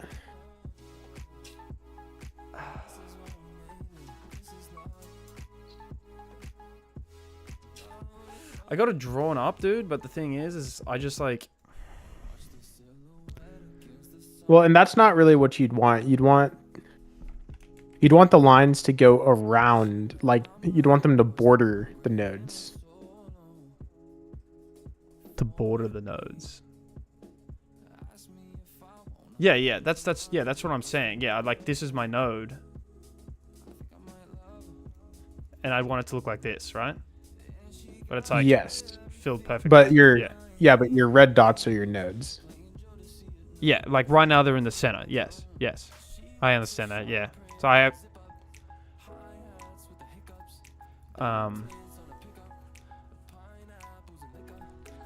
So really you'd want to like draw your line shifted up by half the width of the path, and then you'd want to draw another one shifted down by half the width. You want to draw it with offsets.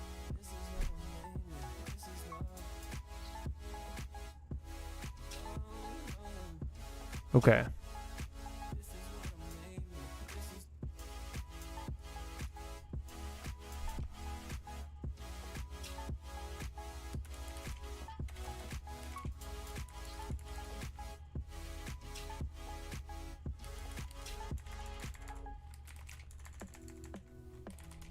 Maybe I shouldn't probably use spaces here. Just leave it like this. It looks cleaner.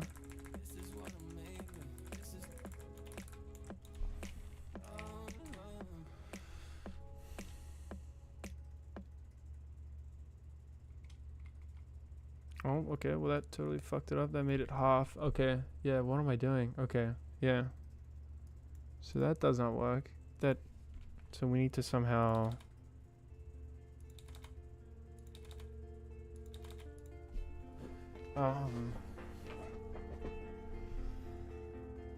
So that's the... So you need to do two separate things for vertical lines and horizontal lines.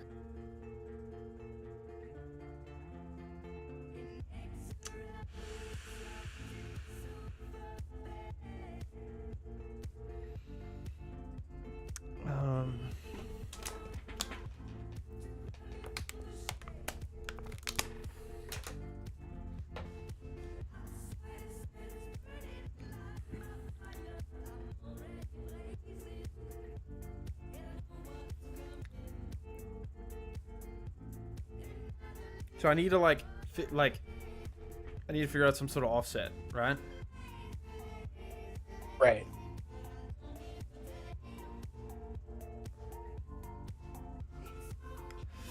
Oh, bro, dude, fuck.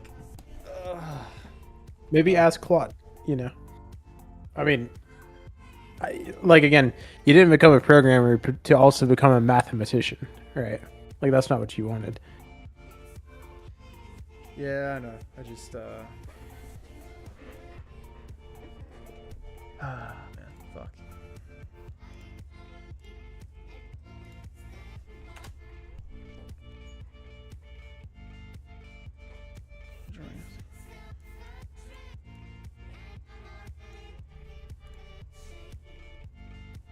Well, no, you need to be more specific with Claude. It's not a good prompt. You need to say that you're trying to draw a path and you want to draw lines that border the path.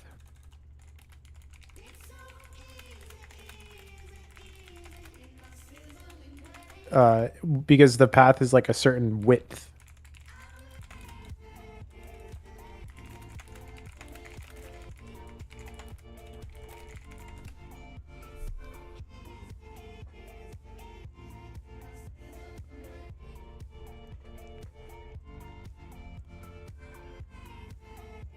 So you need to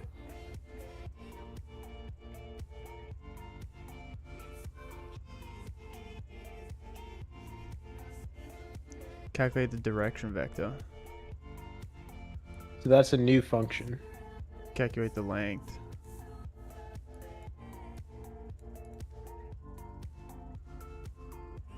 Main drawing code. We don't need this separate function though. We can just write this in the same thing. We should probably, so you can define it just in the CPP file. You don't need to do it in the H file. Like if you copy it. Yeah. And then just paste it like above draw enemy path. Then it only exists in the CPP file. You don't need to add it to the header file. Yeah. Oh, oops.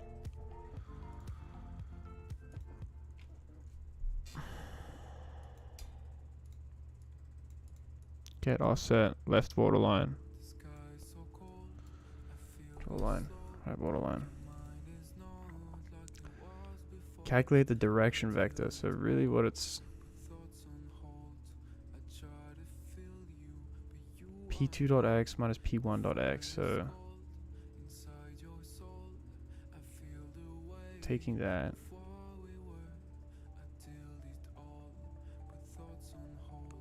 Why would we be calculating 250 minus 50 here?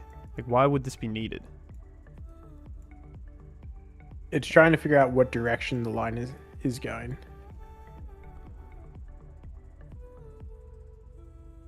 Ah, okay. Yeah, okay. That makes sense. Okay. Yeah. Calculate the length. dx times dx plus dy times dy.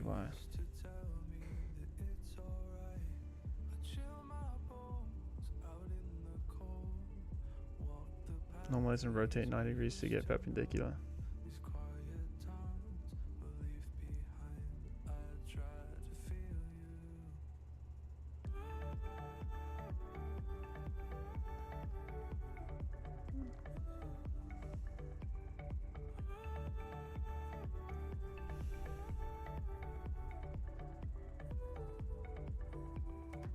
Got a path width here.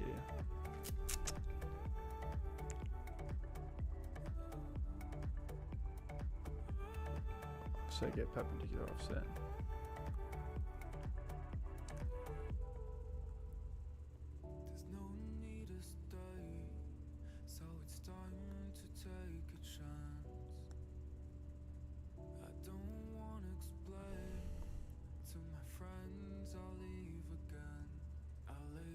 Okay.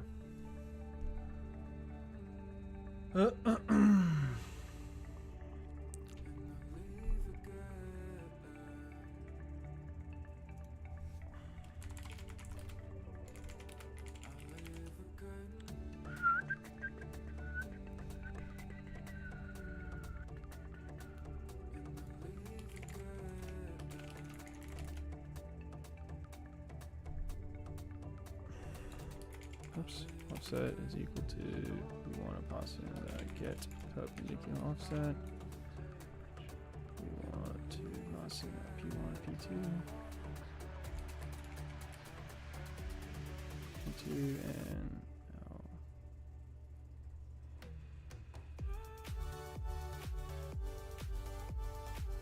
I did a quick IQ test and I discovered to surprise that my IQ is 75.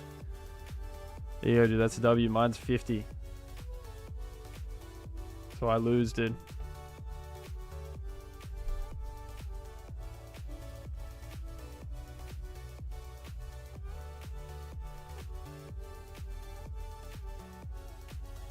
Probably want to pass in our width here, actually.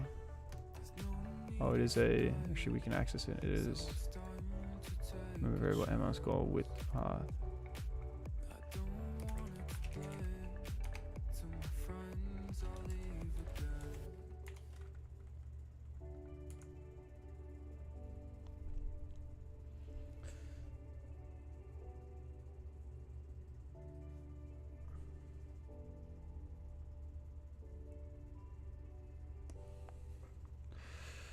What are you building? 2D top-down balloon shooter game, bro. Get familiar with C++.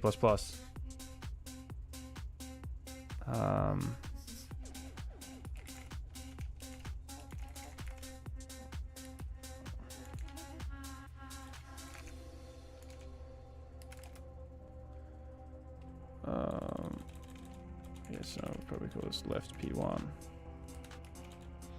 See on the square point. P2.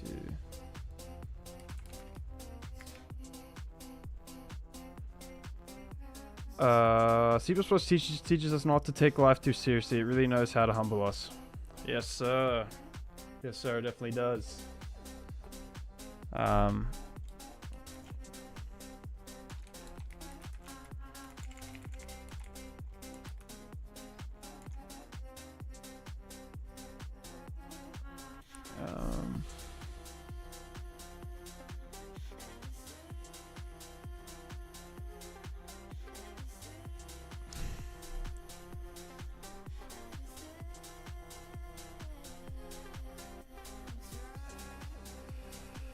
For freelancing or logic building, I'm just doing it to learn.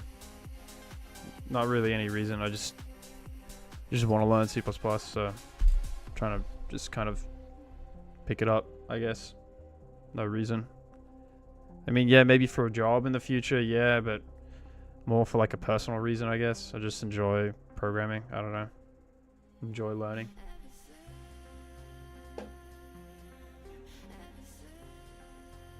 I just thought it would be probably good for me to learn like low-level stuff, so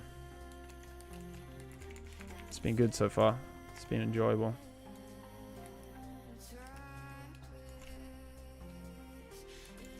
T.x plus offset .x 1 2.y.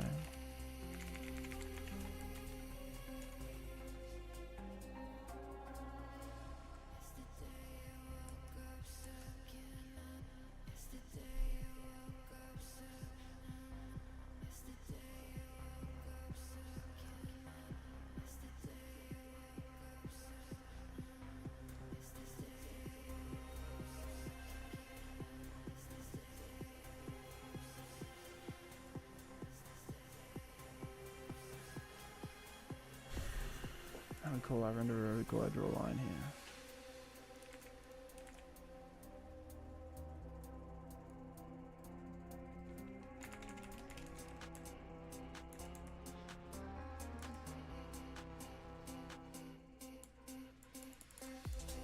P1 dot.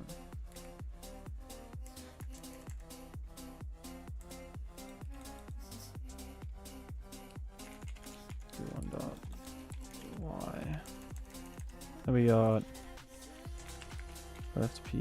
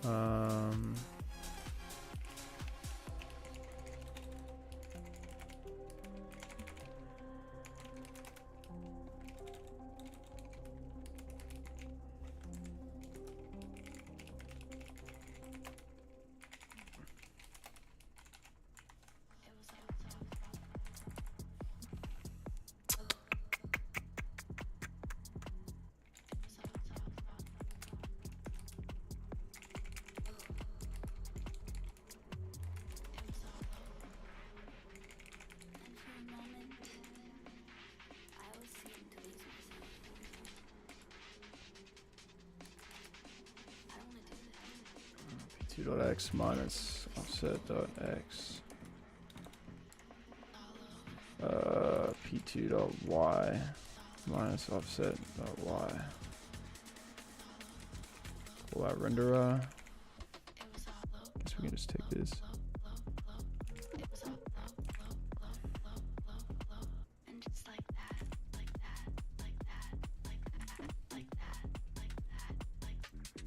We want P.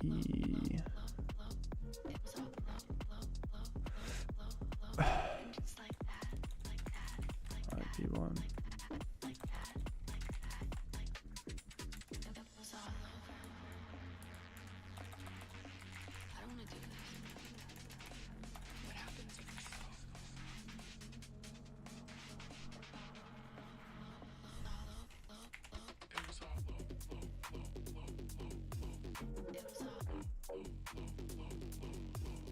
Oh, fuck. Okay.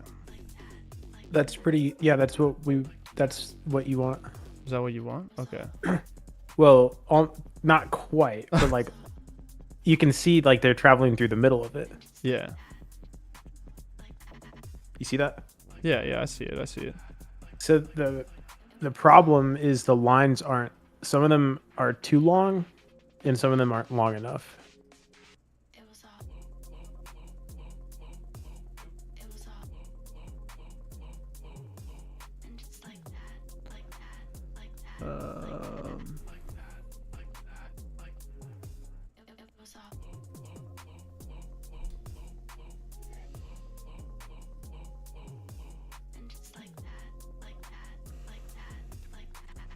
Last 2 years I got humoroids, and since then my humor got better. Let's go, dude. Let's go. It was painful for sure. Let's go, dude. You're a jokester, bro.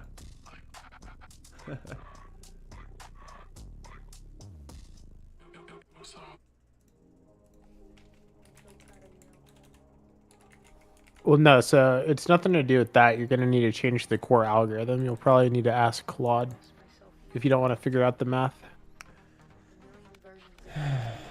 Yeah, honestly, I wouldn't know the math. The only reason why I put that there was because I did miss this and I didn't see that. I meant to divide it by 2.0. Honestly, I'm not sure why I have to divide it by 2.0, but... Try doing it. Because you want to get the offset for like half of, you want to move it by half in each direction. I might fix it. Yeah, it looks better. And the path is a bit small now, but I think that's what it should look like.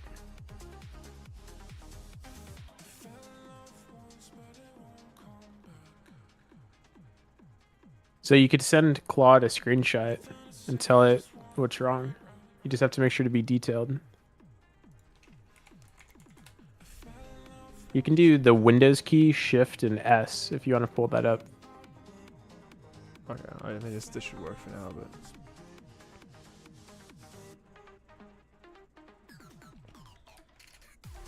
You can just copy it if you want. You don't have to save it to your computer. I mean, copy it just like this, or copy? Yeah, you can. Oh, yeah. shit. You can just paste it into the Claude chat. Learning new things, bro. Discord. Oh, whoops. You just can. Yeah, there you go.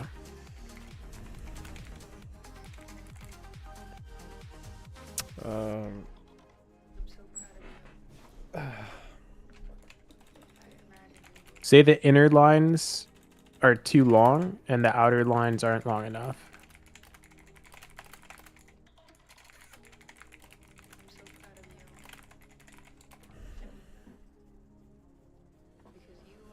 I'll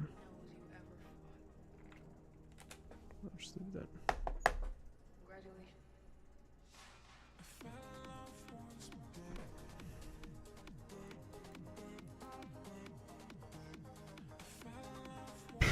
Dude, holy fuck, dude. That's crazy. So there's another function that you want to add.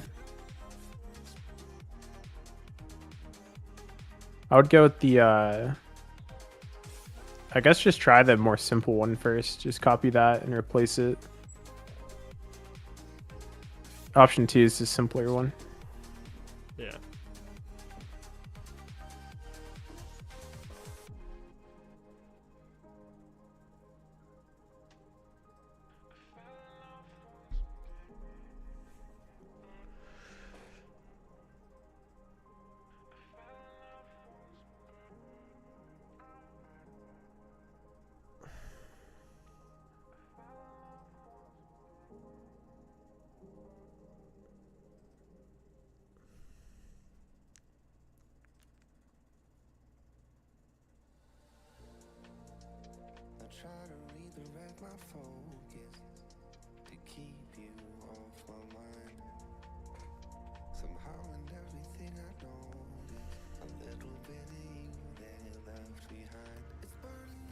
Well, there's a separate function in there.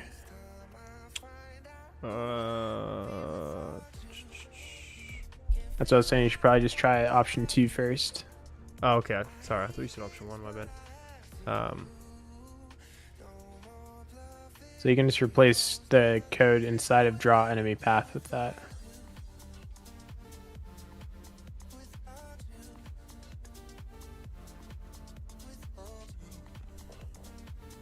Everything below set draw color.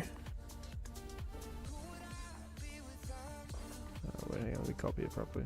Shit. Where's my stuff?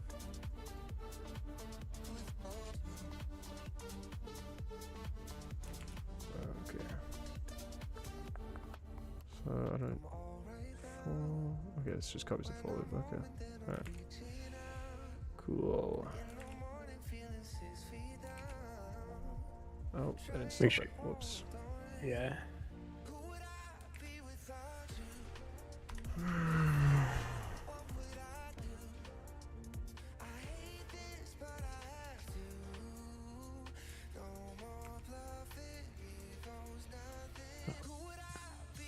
Looks like it's not quite working.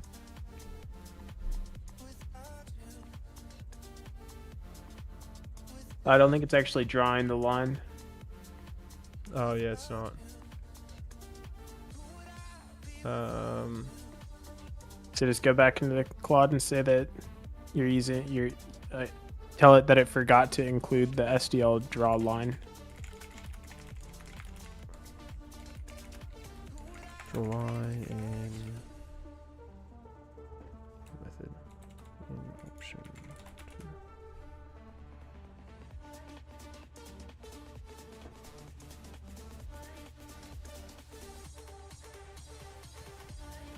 2. Jeez, man, this is some crazy math right here, bro.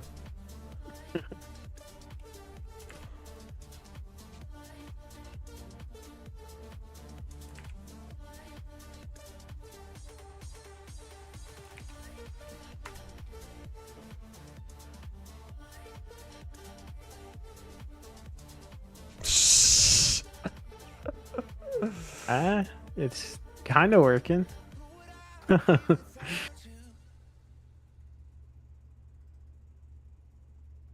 Yeah. Maybe try making the path width a little bit bigger. It's weird how it gets these corners here, but like it's fucked up over here. Yeah, at the beginning and the end.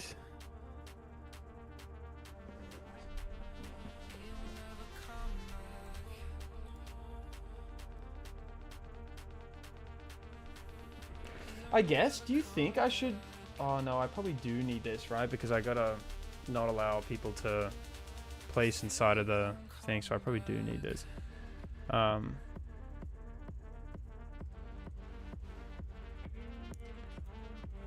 width. Should I not even divide it? Should I just get rid of this? Well, no, I think that's just a part of the calculation. I'm just saying to, you know, to just increase adjust the width by itself. Yeah.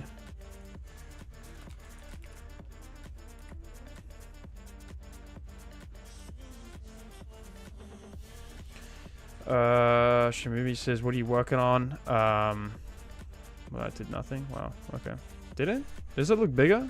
I don't know. Nah. Just go back to ChatGPT and ask it for option 1 with the SDL draw line. What are you working on? I'm working on a top-down 2D balloon shooter game right now. It's in the beginning stages. I haven't added any sprites or anything, but just trying to get the overall stuff working.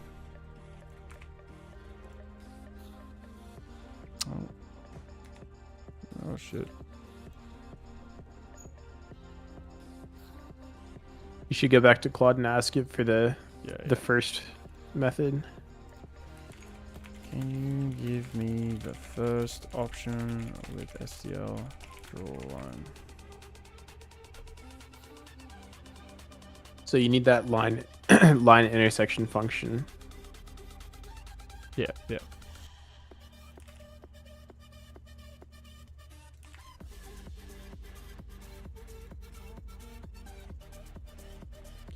Put it below get perpendicular offset.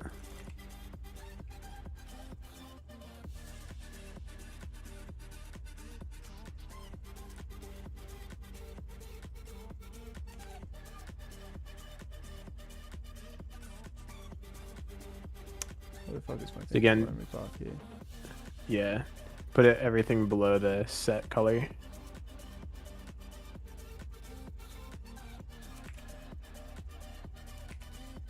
See what it does.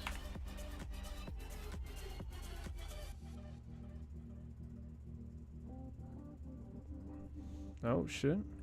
Looks better, but it's a little fucked here. Yeah, just at the end. Where is it getting the path width from? Looks like a local variable. Yeah, it is. It's a local variable. It's I made it the same size as what my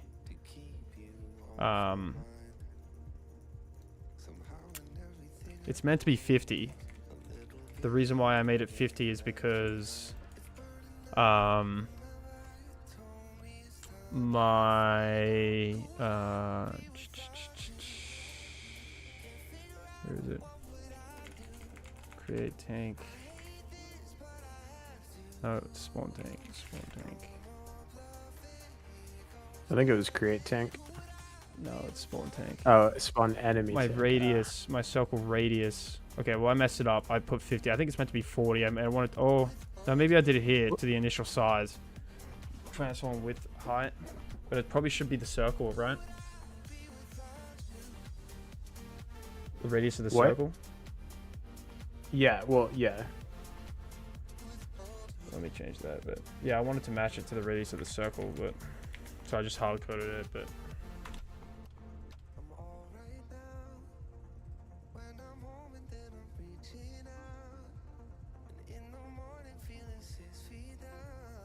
So yeah, the problem you're facing now is just that it's too narrow. And also this is fucked up here. What if you set it to 80?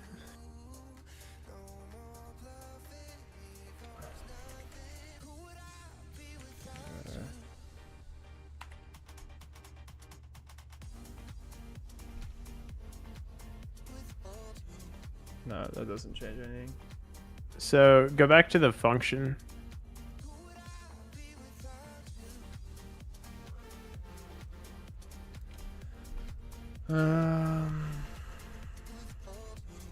Yeah.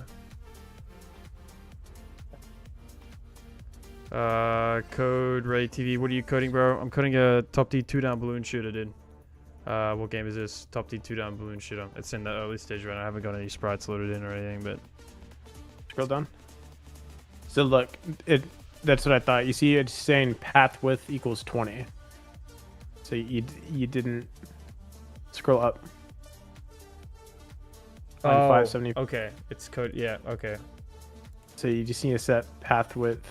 I guess I can anywhere there. To m_.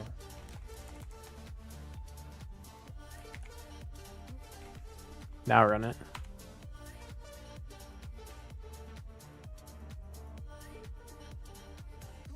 There we go.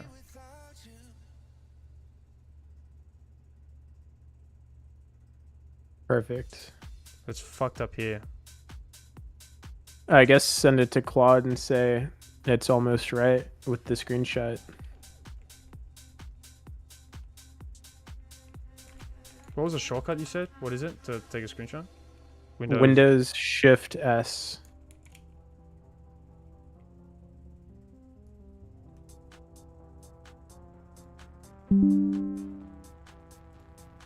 I'll copy the clipboard. Okay, sweet.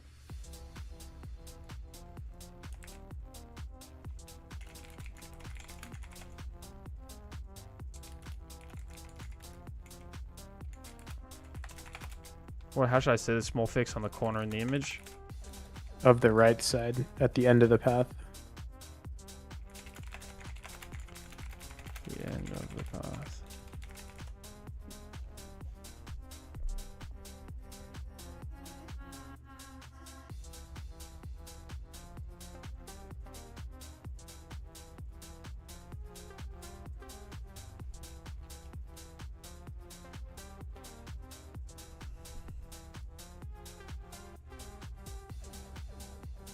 Oh, wait, we have get angle. Yep. Another function. Yep. Bruh.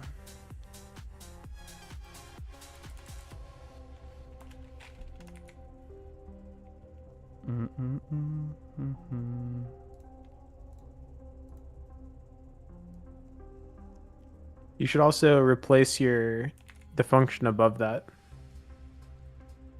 Oh yeah, good idea. Just in case.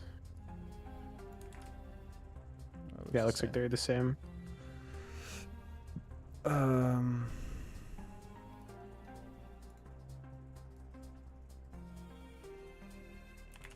it looks like they're setting the draw color, so you can also replace your draw color set. Yeah, you copied everything, right? Yeah. Where the fuck is my drawer enemy path? So get rid of this, you think? Yeah. Make sure, yeah. There you go.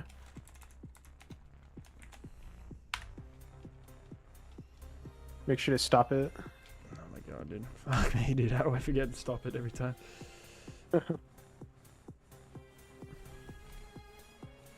Oh man. There we go. Look at Claude, dude. Claude fixed it. Wow. Nice, dude.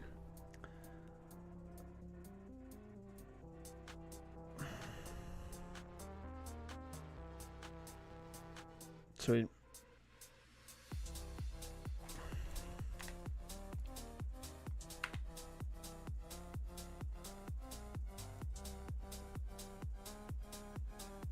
Look at that. It's basically done. It's coming together, bro.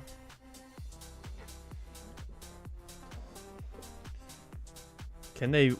Actually, we should probably think about this bug, right? Shouldn't they... They should be able to shoot at the same time, right? Oh, they do. Okay, yeah. Yeah, they do. There you go, bro. They ain't getting through here, bro. They're getting fragged too quick, dude. Let's go, dude. Cool, man. Okay. Good stuff. I think I'm going to leave it there. I'm going to end the stream here, guys. Appreciate you guys watching. Did a lot today, so pretty happy about that. I've been streaming, I think, nearly 3 hours now. Maybe over 3 hours, so... Appreciate you guys sticking around. And I'll see you guys tomorrow. We'll do some more project work and do some more Leetcodin problems. So, nice seeing you guys. Peace. Thank you for all the support. Love you guys. Bye-bye.